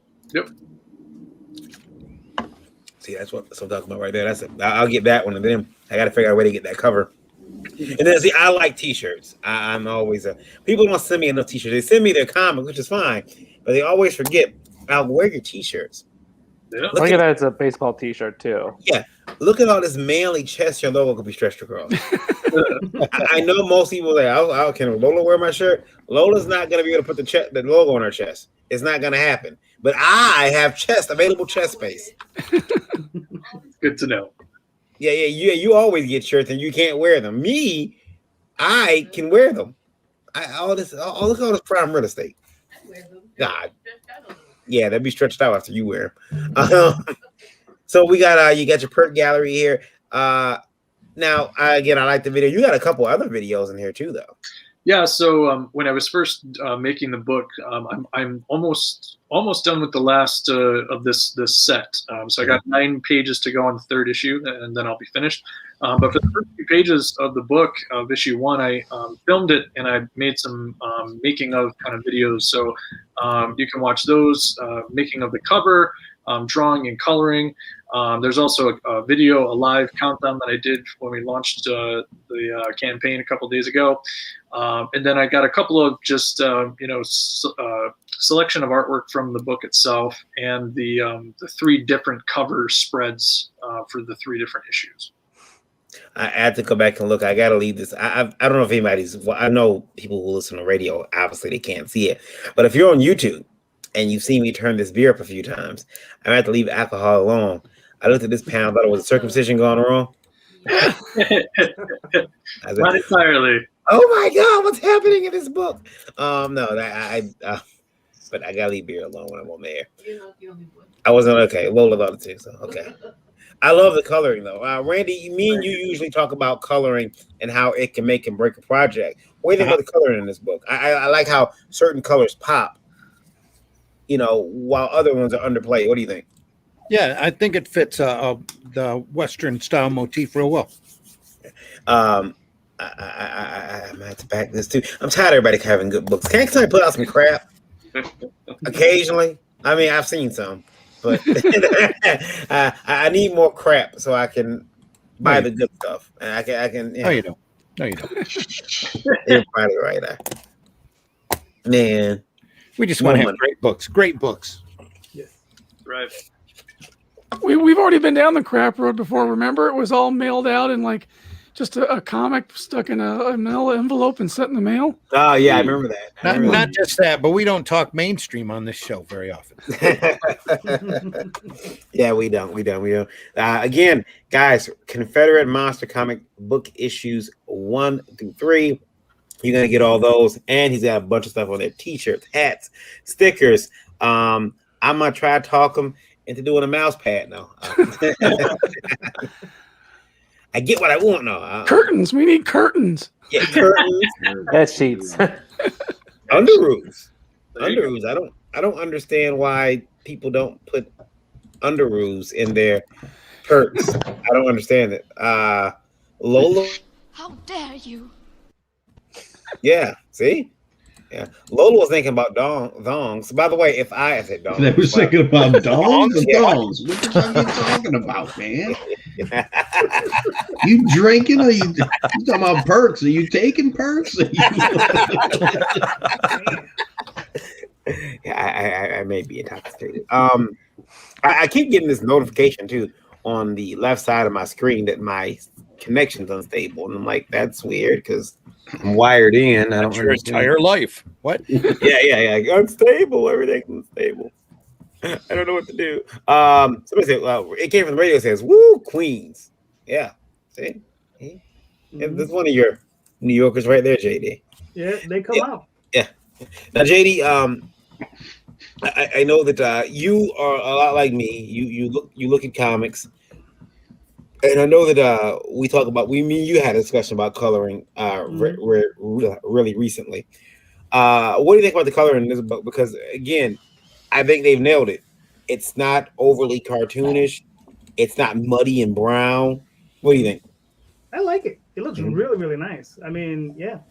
I mean, I like the fact that, you can see the world. You know what I mean? It's not just a flat color in the background. It's like, the person went through they went and they colored each thing, and it's in a plane, and it's really nice. Yeah. If I may, I like to compare it to the coloring I've done in like later Invincible issues. Like at past the 100 issue. It's really good coloring. It's individual and it gets the job done, but at the same time, it stands out. Yeah. Anthony, I thought I cut you off. Did I cut you off? Yes, you did. I'm going to forgive you for that. I'm going to forgive you. You're drunk. I'm going to give you a pass. No, I like the color, and I think the color, and I think what I like the most about it is that it is very complimentary of the subject matter. Yeah. I think if you use something that was more bright, I think it would ruin the feel of the book. The book has to be from the West. It has to take place during that time period. This coloring scheme, I think, gives it that feel. It has a very, like, if you look at Allegiance Arts, if you look at Bass Reeves, it's the same thing. The colors are set in a way that it keeps you in that zone, it keeps you in that pocket, and I think that's what works right here with the colors. Well, thank you, appreciate that. And so another book off the back. Curse you guys, but you're in Hazel Park. I was driving. I think you cut Marcus off. He was about to say something. Is that right, Marcus? Did I? Nope. Marcus will pass. No, yeah, it looks great. It really does. Confederate Monster, and go ahead, Marcus. I'm sorry. Nope, that's it. That's what I was gonna say. Looks great. You guys, he had many words. Have you guys noticed too that with this particular book, I was when it said Confederate Monster, I'm like, oh, he's gonna get fight. Have you got anybody who got pissed because you had Confederate in there? Anybody reach out to you? It's funny. I haven't had many fans have issue with it. I have reached out to. I mean, obviously, I'm in the midst of promotion, so I've been reaching out to lots of people trying to get onto shows, and I've had some people who said, hey, I can't have you on because of the word. I don't like that word, being associated with, my channel and everything. I'm like, hey, I understand, but in my opinion, the second word is monster, and when you put the two together, like they have a completely different context. So at least that's my perspective. But hey, if you can't see past the title, that's just another story you may not be able to enjoy. Yeah, no, I get it. I mean, that's, but I remember being at a Comic-Con, and the Dukes of Hazzard car was set up next to me, or across from me, and they had Daisy Duke there and everything, and the actress, and I'm like, and the guy came over to me. He says, "Hey, I know we got the Confederate flag up and everything. Does that offend you at all? Because I could take it down." I'm like, "No, leave the flag up. That's the General Lee." I used to jump across my mother's car and give her a heart attack. I slid across and my dad used to let me, because my mother at one point had a Camaro, and my dad thought it was the funniest thing to watch me jump across the hood of her red Camaro. And somebody's like, hey, look at her. She would get pissed. How many times did you try climbing in through the window instead of using all the door? the time, all the time. Yeah. I would yell, "Get them Dukes." Oh my gosh, I was Boss Hog half the time. It was great. Did you ever scratch that paint job? I did. I scratched the paint job, and my mother was very upset. She went, and I remember my dad told her, he said, "Well, if you drove a Buick like normal people, if you drove a Buick, and she actually went to a Buick after that. She actually went to a Buick. She's like, I'll get a regular car." I missed that Camaro. It was nice. Anyway, Confederate Monster over Indiegogo. Go over there and back it. Got 22 days left. He's almost at 62% funded. Needs to find not a fixed goal, but I think he's gonna make it. I think everybody here tonight is gonna make the goal. You guys get over there and back these campaigns. Now, from Indie Vote Radio, question for everyone. But before we get to that question, I want to remind every artist to get themselves over to our newest sponsor, Dick Blick. Get yourself over there. Go to the website. Go to indievote.com. Go to the bottom of the page. You'll find a Dick Blick little banner. Click on it and go buy yourself some supplies. Why? Because we get paid. That's why. Okay. There's no other reason for it. Go.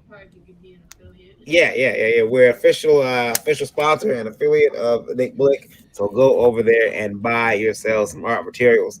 All of it. Pencils, pens, Copics. They got Copics. I know you love Copics. Go over there, get the Copics. They'll ship them to your house, and I get paid. Which is what we need to keep the lights on around here. Literally, because I got a red light notice today. It was like, we need a card for them to display. Yeah, I'll make a card. But for now, they have to go over to indievote.com and go down to the bottom of the page, and there's a Big Book logo there. They'll have to around the front of the page. Is there a coupon code associated with it? No, as long as they click that banner, they're using our link. Our link. Yeah. So they have to make sure they do that and go buy something. I'll put it up there. Let me share it. You know what they say? Special friends of Rick. Special discounts. Special friends of Steve, actually, right? Special friends of Steve get special discounts. There it is, right there. Blick Art Materials. Just click right there on the Indie Vote. No, they're having a sale right now. They told Lola, so go over there. Click on the link and they're doing something with their shipping. I forgot exactly what it is. So probably discounted shipping over there. So now you got no choice. Go over there, get stuff. Help me, help you. Also, book of the week, nepotism at its finest. Book of the week is the Oswald Chronicles, written by J.D. Calderon. It is the book of the week. He has a new project out on Kickstarter right now. Is it Kickstarter, right? Yes, sir. Let me see if I can bring that up. Did it click over? It did. Sweet. People need stuff from me. What do they need? Oh, okay. Daphne needs me to verify my award. Okay, I'll do that. Already funded. 10 days to go. $750 goal. He's blown past that for $1,003. See, I'm good at math. Mm-hmm. And the Chronicles of Oswald, we were just passing through 1 and 2. Oswald's getting gangster. He's getting ready to drop a diss track. Look at that. That's an album cover right there. I'm gonna knock you out. Yeah. You know, that's off the hit track. No Mickey Mouse shit. Get it? He's got the bling. Look, man, he's awesome. I like that. The best mouse story going, right? Is that what it's called? The best mouse adventure. The greatest mouse adventure going today. That's right. You can go over there. It is the book of the week over on Indie Vault. Now that doesn't give you anything. That's just, you should go back this book while you got a chance. JD's got over 8 issues in the regular series, and then we're just passing through. It is a continuation, right? Or is it a prequel? Yeah, no, it's a continuation. It's the first series comprises 8 issues, and then there's this story which comprises another 4 issues, which is just a brand new story, brand new adventure. Okay. As we see Oswald grow up. Yeah. He's still pretty much a kid in this. I mean, he's like a teenager. He's the greatest mouse wizard alive. Well, eventually. He's getting there. This is actually the series that introduces him to magic. So this particular story will introduce him to magic, and that's where he continues and he builds on it, and then he becomes the guy on the other side where you see him with his bling. Yeah, that's what I'm waiting for. Waiting for him to put on the crown and walk away. I'm the master. Very good, very good. And you guys can go over there and back that on Kickstarter. You have 10 days left? 10 days left. 10 days. 10 days to go. Get over there. And he's got several. For all the international backers, I have PDFs galore. I have a PDF level, the ultimate PDF level. I think it's $40. It's about 1,000 pages worth of material on there. A lot of it's probably about 400 of it is comic books, maybe 450, and the rest of it is all in prose. But there's plenty of material there, lots of entertainment. That's it. That's not bad for that. So now I have a question. When you're doing that, do you have to get all their emails together and type them in one by one? And no, fortunately, what they do in Kickstarter is you can pick the level, and you can mass email that entire level. Okay. Yeah, because it'd have been really annoying to have to email each person individually. Yeah. The Virgin covers level 1. Pledge US $50 or more. Silver foil cover. Oh, he's got silver foil. Yes. You know I'm there. Ooh. That's all I needed was foil. That's all I needed. You've been foiled. Yeah. Have you seen the one Daphne has on hers? She has a silver foil with just black and white. And I was like, oh, I'm stealing that. Yeah, I really like that one. You stole from Daphne. Shame, sir. Shame. No, I don't blame you. No. She steals from me all the time. Yeah. I'm waiting for Lola to steal from me. She's gotten some ideas. Like, I'm gonna do this. Really? I mean, she's got some perks that I just can't understand. But her book drops the 31st. If I would bring it up, but I don't feel like it. So, in actuality, we don't steal. We just liberally borrow all the time. That's all. Yeah. There you go. Is that what it is? That's what it is. I see. I don't believe that. For Indie Vault Radio, the question I was going to get around to says, hey guys, when you are preparing your books, have you ever had the horrible feeling that you forgot to put a book in a package and mailed it out? Oh yeah. So when you're filling books, have you ever thought, oh shit, did I put a book in there? I could see that happening to me. Anybody else? Like an entire mailer, or like an empty mailer? Yeah, like you put no. If you sit down and you do Gemini mailers, if you've ever done them, there's a process to them. Yeah. And it's like you sit down, you take it, you fold the one side down, you set it down, you set your book in, you close your flaps. You know what I mean? Like if you close it, but the flaps are perforated, so you almost push the book up against the top flap to get it to bend up, and then you lay it down. If there's nothing in there, trust me, you're not gonna fucking seal. You're not gonna seal it up. Now I put books in and been like, did I put a goddamn card in there? And goddamn, did I put just a blank man? And then when you pick it up, bro, I promise you're gonna know it's like there's nothing in this thing, bro. Yeah, empty, bro. So I could see myself making a mistake though. If you've been fucking drinking, Yeah, I mean, so but trust me, you I don't see that happening. This is going to be my first campaign, so I'm obviously probably going to make a mistake like that. I just hope I can correct it in time, Yeah, I promise you, when you start folding those Gemini mailers, man, it's Yeah, I can you'll see an awesome unboxing video. Somebody cuts one open, opens it up, nothing. I'd make it right though. I would make it right though if I made that mistake. Oh yeah. Please tell them it's a new book. It's a new page. It's a new type of material. Only the most finest eye can see it. You know what I mean? You signed up for the Imagination Edition. I mean, the collector's new book. Exactly. Someone will open it'll be my book. Someone will open it up. It won't be anything in there. Or it'll be a comic that's not mine by accident. And they'll just be like, I can't believe this shit. It's that Emperor's New Clothes variant. Yeah, That's it. Indie Vote Radio. Next question, and this one was funny. I thought this was kind of mean, but hey guys, so I decided to have my comic printed at, I'm not going to say the name of the company, and I sent in my payment. The PayPal was received, the money was received, but they did not print my book. This was over 2 months ago. I've reached out over and over, only to find out that the business is closed. I asked the company if they could refund my money. They told me they don't know who received it, so they can't refund it. Wow. It took them 2 months though to check up on the print order. The website is fully operational. The website is still up and operational and able to receive orders. I mean, that would be a PayPal. You know, you'd have to go through their process. Who's the printer? I'm not going to say. Well, I mean, you gotta let people know if they're out there ripping and burning. I was going to try to independently verify.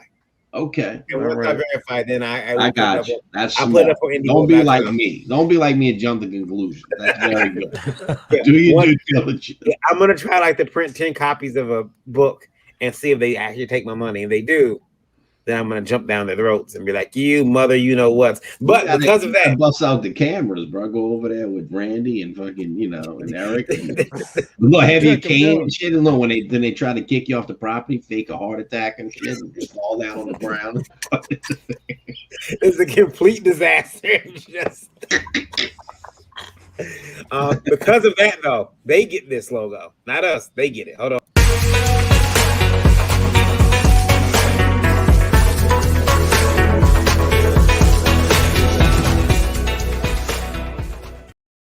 Grift of the week. If your website is still up accepting orders, but you can't ship them, that's a grift. Pretty good one too. Pretty good one. I gotta admit. Hell of a logo, bro. The Grift King, yeah. We and in true grift fashion, we stole that. So not the Grift King. I've made that. Those two two buns, those nice little swirl. Yeah, I saw that. That's definitely original. I can tell. What we got eventually.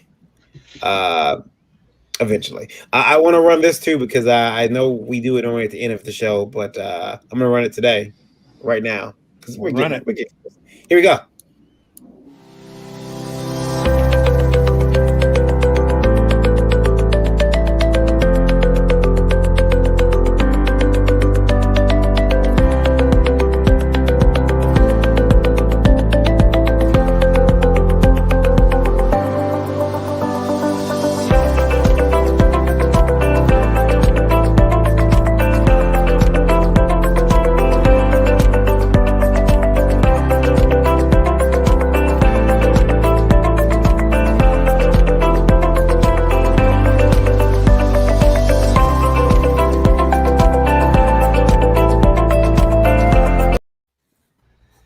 Sweet.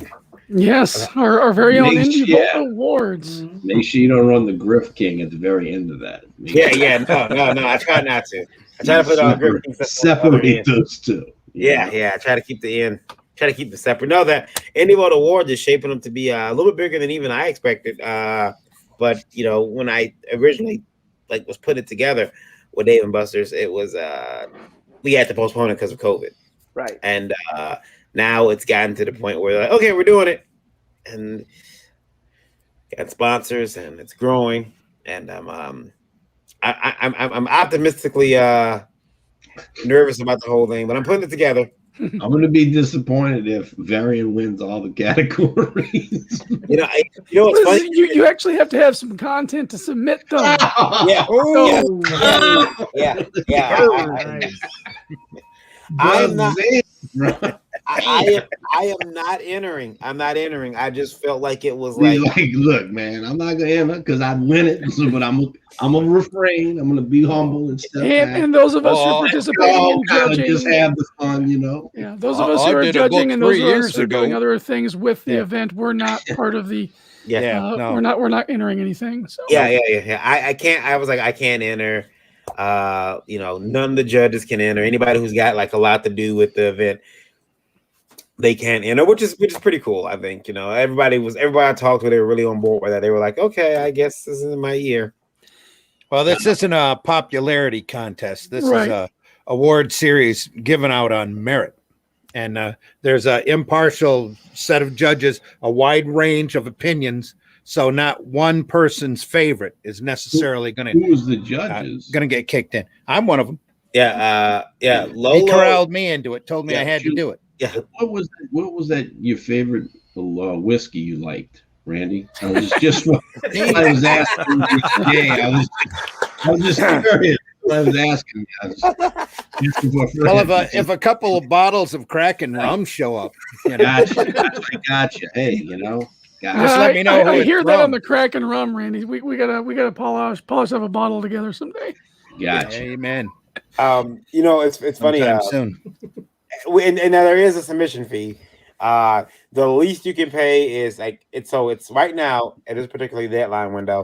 It's $5 for a title, $1 per category. So tops you can pay $21. The lowest you can pay is $6. That's your book in one category. Unless you're doing ongoing series, then you just you can submit. It's still $5 plus the one category. And every single dollar from the admission fees goes to Autism Speaks. Yep, every single. So we're not keeping the fees at all. And you can find out more about the awards at iNDIE VOLT Awards. That's our name, INDIEVOLTAwards.com. And you can submit over there, get your title, get your submissions in. You do get submission laurels too. We give those out to everybody who submits. So you'll get those within 24 to 48 hours after submitting. And you don't have to submit your own projects too. If you think there's somebody out there who needs to win, needs to be recognized, nominate them.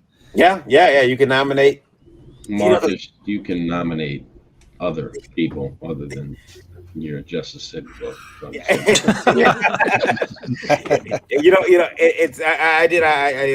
I know that there are people who are like I can't nominate myself. I don't want to. You can other people can nominate you, so you don't have to worry about that. Or you can always go out to the fans and say, hey, there's an award show. I think that I should be nominated. Why don't you guys go make that happen for me? There's an award show. I think I should be nominated. Once you gonna make that happen? Yeah, we're looking forward to it. The judges are gonna start looking at the books in. I think it's either August or July. I think it's July. Now there's a cutoff date, right? People have to have their book delivered by a certain time to be able to qualify, right? Yeah. There's deadline window. So I forget the exact one, but I think I don't have them. I don't have them wrote down here, but there are deadline windows, and they're on the site. They're in the fact. If you look on INDIEVOLTAwards.com, where if you so it goes up. It goes from $5, so the $1 categories go up to $2, and then there's the late, like when you're super late, and that's when it gets expensive. That's when it's $5 per title, and then $5 per category. So it will behoove everyone to get in there as early as possible. We have very impartial judges. Again, the judges are not allowed to submit any of their own work, so they are, you don't have to worry about them, putting themselves up there or finagling the vote system so that they can make all the monies. And there's no monies. They get trophies. Like I said, it's not a popularity contest. It's judged on merit too. So. But Lola, can we announce the one thing that one of our sponsors is doing? Can we announce that, or is that still? We're talking about the new shoe cam from IndieCron. No. One of our sponsors came in and said they were going to do something for the nominees. Uh-oh. Yeah, well, there's a lot of sponsors coming onto the show, but one of the sponsors, they were going to give the nominees a discount. Is that official yet? They happen to have a lot to do with comics. Well, they'll have to be a swag bag, right? Yeah, those are going to be nice too. Those are going to be nice too. Okay, all right. Well, yeah, one of the. Well, I can't say it then. Yeah, I'm not going to say it today. Today, tell me. But yeah, there's a tablets and art supplies and hoodies to give away. Yeah. There's a lot of stuff going in those swag bags, and it's a live event, so people can come down to the show and they can buy tickets and come and be a part of the event, and then they can also, we'll stream it online as well. We'd really like if all the nominees showed up, but if they can't, it'd be great to hand trophies off to people in person. We understand that there's people who can't actually make the traveling. That's fine. But as many people who can come to Michigan in September, we would love to have you. It'll still be slightly warm here, I think, at that point. Yeah. And you will get fed, right? Yeah. Dave and Buster's feeding everybody. I handpicked the menu. And you can see, you can look at my size and tell that when I handpicked the menu, I did it with some tact. I knew what I wanted. I'm sorry, there's no vegetarian options out.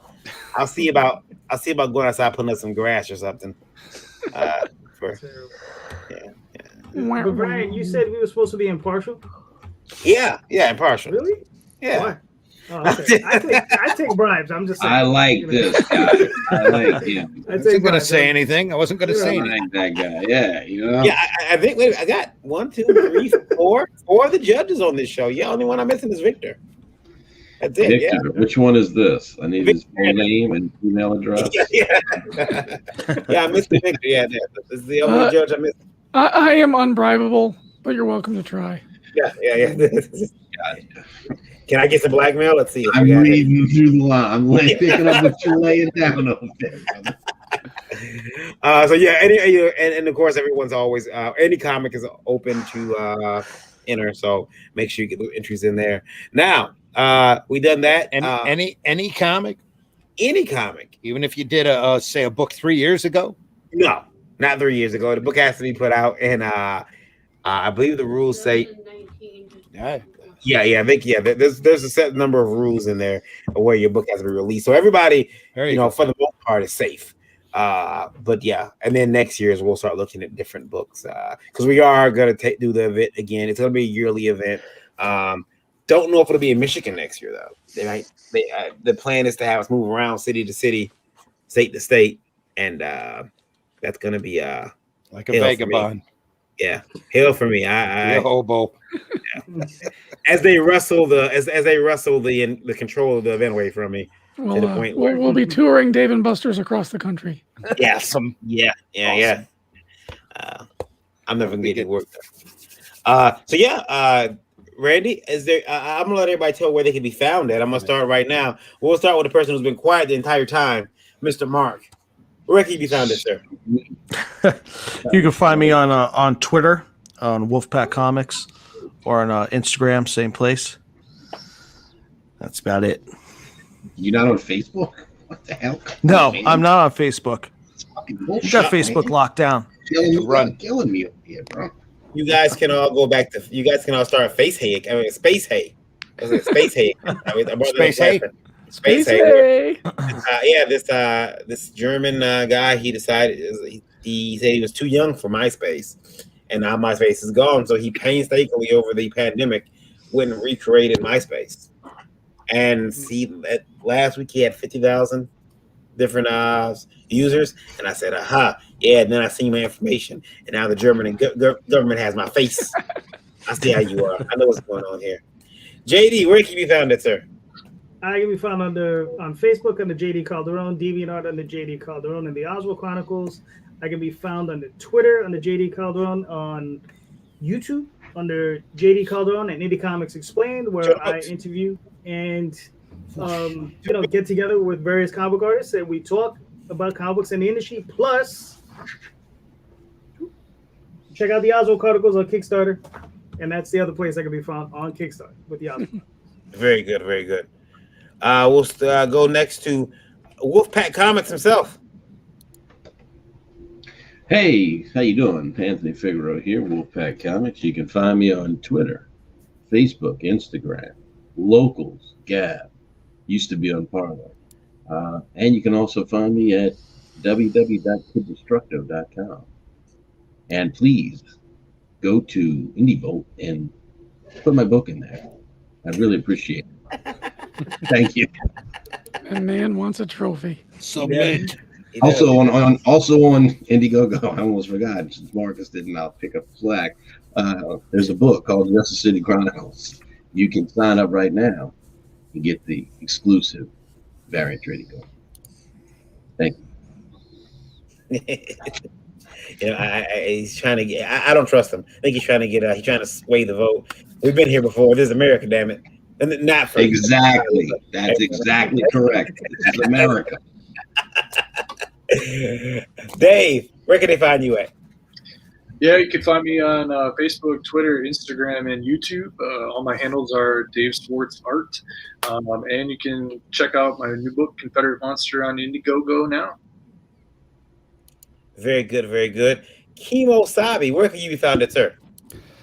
G'day everyone, I'm the man called Kimo Sabi, the man with the plan from Land Down Under. Lee Byron Carver on just about any sort of social media you can think of. That's one word, Lee Byron Carver. And your company man is going live this Friday, so sign up before then for the chance to win original art, get exclusive covers and a sketch from me, and get your bullets ready on Wednesday to pay out big, because this is going to be a game-changing comic. It looks like it. It's a good book. Alex, looks good. Hey guys, this is Alex. You can find us under NRG Comics. That's NRG. We are on Twitter, Facebook, DeviantArt, YouTube, Instagram, and of course, Zener, Master of the Mind. This a one-of-a-kind superhero story, where the first of our many first superhero of us is on Indiegogo. Check it out. Back us. We have a lot of amazing awards, such as digital sketches, be drawn in the comic, digital and physical copy, alternate covers, and a free digital book. Just check it out on Indiegogo. We appreciate your support. This is our first one ever. You guys rock. Thanks for having me. Yeah, no problem. Thanks for being here. Dreaded Dinosaur, sir, where can you be found at? You can find me all over the place on all these different social medias. Definitely Twitter comes to mind, Instagram, Facebook, minds.com, at Dreaded Dinosaur, same handle everywhere you go. You can also check out my website, erichodson.com, ERIKHODSON. Look at my art, buy some prints, help me pay the bills, and please head on over to Webtoon and check out Dreaded Dinosaur Man. I should be dropping another episode of that before the end of the month, and then getting back full swing into it, because I am building towards an Indiegogo campaign of my own with a book. You can pick up Roddy Piper, The Kilted Avenger. You can pick up a copy of that off Pro Wrestling Tees website. This was my project from last year. Also, and come back and see me on Monday night for It Came From Webtoon, where Varian and I will go through some Webtoon comics that you can read for free on the app, and tell you what we think is good and what we think you should be reading. Very good, very good. Again, that's been fun for me the last couple of Mondays, being able to come on that show and bring my unique brand of comedy. No, that's been pretty fun. Unique brand is something. Yeah, unique brand. It's not always comedy. Mr. Zim, where can you be found at, sir? Hey, this is Randy Zimmerman. You can find me on Facebook under Randy Zimmerman, or Twitter under Randy Zim. I don't tweet very often, but you can find me over there. Also on Facebook, we have an Aero Comics 4.0 page where we're doing all of the announcements of upcoming products and stuff. We're going to be talking a lot more about Revolt in the next couple of weeks. The portfolio, really, it's a portfolio collection of short stories by talent that you've heard here on the IndieVolt channel quite often, and it's really shaping up to be a huge volume, a great at least 120 pages at this point in black and white. It's going to be a fantastic book. I've got 2 sets of covers. It'll be a flip book where you go in at least 60 pages on one side and 60 pages on the other side, and there's some great covers that you can see over on the Arrow Comics 4.0 Facebook page. I also have my YouTube channel. I used to have the Zim Geek YouTube channel, and I switched it over to Arrow Comics 4.0 so that we can talk about the company and things going on there, as well as running the campaign videos and whatever other discussion or instructional will be over there. And I know it was a good move to change from Zim Geek to Arrow Comics 4.0 because I grew 50 subscribers last week, and I deeply appreciate each and every one of you that signed in. I'm pressing 200 now. I'm really hoping for 1,000 here soon, just like here on Indie Volt. And then here on Indie Volt, I'll be back. Varian and I will be back Thursday morning for the Breakfast Buzz program if Varian gets up fast enough. And then Sunday morning, I do a show here that I spearhead called Sunday Funnies that is mostly co-hosted with Daphne Lage, where we talk about the lighter and more whimsical side of comics, hopefully, depending upon who we have on. A lot of times, there's a lot of folks reminiscing about the old days and talking about the great things and reasons why we love this industry and this art form so much. So please come back and catch me then. That's 9 a.m. That's Eastern Standard Time for the Sunday Funnies program here on the Indie Volt Radio Network. Very good, very good. And then I while she's saying her goodbyes, I will bring up her campaign. Oh, thank you so much. There you go. Now you guys can find me. Just go to Linktree, look up indie_princess, and you can find me there. And he's bringing up my book Lore. That's the sign up page for it. I am launching next month on the 31st. There's some of the tiers already. Some tier perks. Bottle opener key, t-shirt, and on the characters' rings. There's some art from the book. More art you posted too. Yeah. I'm upset. And now I need to do a book now. Fine, I'll do a book. And fine, I'll do a book. Fine. Yeah. And of course, everybody, I'm very glad. Look, you want to send your questions? It's very easy to do so. All you gotta do is send those questions to the Indie Volt Live at indievolt.com. Please include Indie Volt Live in the subject and keep those emails to 90 words or less, so I can put them on a card and make sure that I can make fun of them. Also, if you want to be a part of the now 82,502 people listening in tonight, you can do so by downloading the Indie Volt Radio app on Google Play, or if you have an iPhone, you can do it by downloading the Streamer app and typing in Indie Volt Radio. I'm told it's on some other iOS internet radio programs as well. You can do we radio. Do we still have China? We do. Yeah, we still have China. This whole program's been harmless. As you can also find us on Alexa, and then the Indie Volt URL, indievolt.com. There's a player for the radio on our website too, so you can listen in through that as well. Also, if radio isn't your thing, Indie Volt TV is available 100% free on Roku-enabled televisions and devices. Indie Volt TV streams independent movies, music videos. There's some interviews. There's even episodes of Indie Volt Livewire that are a little bit more long form, especially videos that YouTube said, hey, you can't say that on TV. We said, yes, we can on our own station. Fuck off. And so we put the content up there. You can check that out there. Yeah. Oh, also, I should bring up too, I always forget this. I've been told I cannot forget it, that the Terraform Enter the Continuum Library of Creative Tales launched, and it is at $728 of $1,111 gold. That was cute because it's the first one, so it was all ones. 30 backers, 31 days to go. It looks like it's gonna make its goal. It's got a couple interesting stories in it. 4 different ones. It's 40 pages. So 4 or 5 stories. 4. It was 5. I think it's 5 stories. Yeah, 5 stories. Dawn of the Dead is in there from Austin Janowski. The Wolf and Fox from Rob Anderson and Luke Stone, with colors by Eric Hodson, who's in the chat right now. Also, Eclipse by Mike Seeley.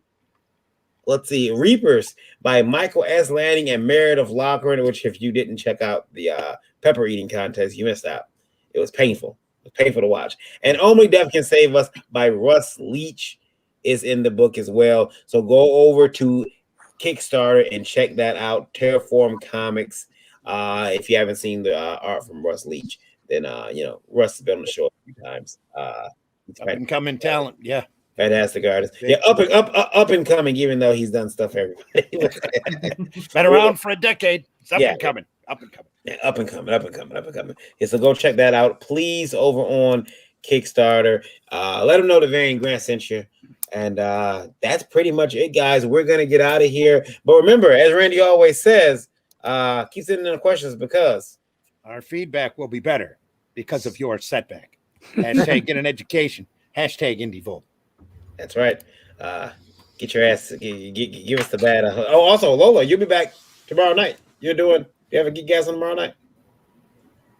As of right now, yeah. Okay, as of right now, yeah. Okay. Because as of right now, she's a Geekgasm. Something drastic happens? Yeah, unless something drastic happens, she has a Geekgasm tomorrow night at 9 o'clock. Geekgasm only on this channel. Get your asses over there. Check it out. Remember, all the shit you heard, all of it, the views and opinions expressed in this program are not necessarily those of IndieVolt Media LLC and do not reflect the official policy or position of any of its guests or sponsors. Viewer discretion is advised or was advised or it's too late. Go over to check out Liberty Entertainment Distribution, ledg.us, to get your independent comic book in stores all over. Go check it out. Do it now. I'll help you out. I promise. And remember, Randy, Jack Kirby said what? Those immortal words, kid. Comics will break your heart. I'll take us out of here. Thank you for joining us tonight, everybody. You guys can hang out in the chat if you want. I'm just taking this out for live. So we'll see you guys. Have a great week, everybody. Keep reading comics. We'll keep making them. Maybe. Stay healthy, everyone. Have a good night.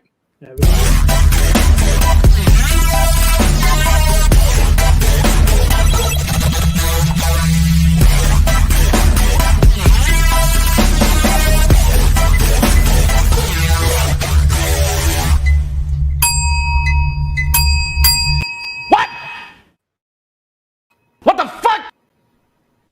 The popcorn you're eating has been pissed in. Film at 11. Yay!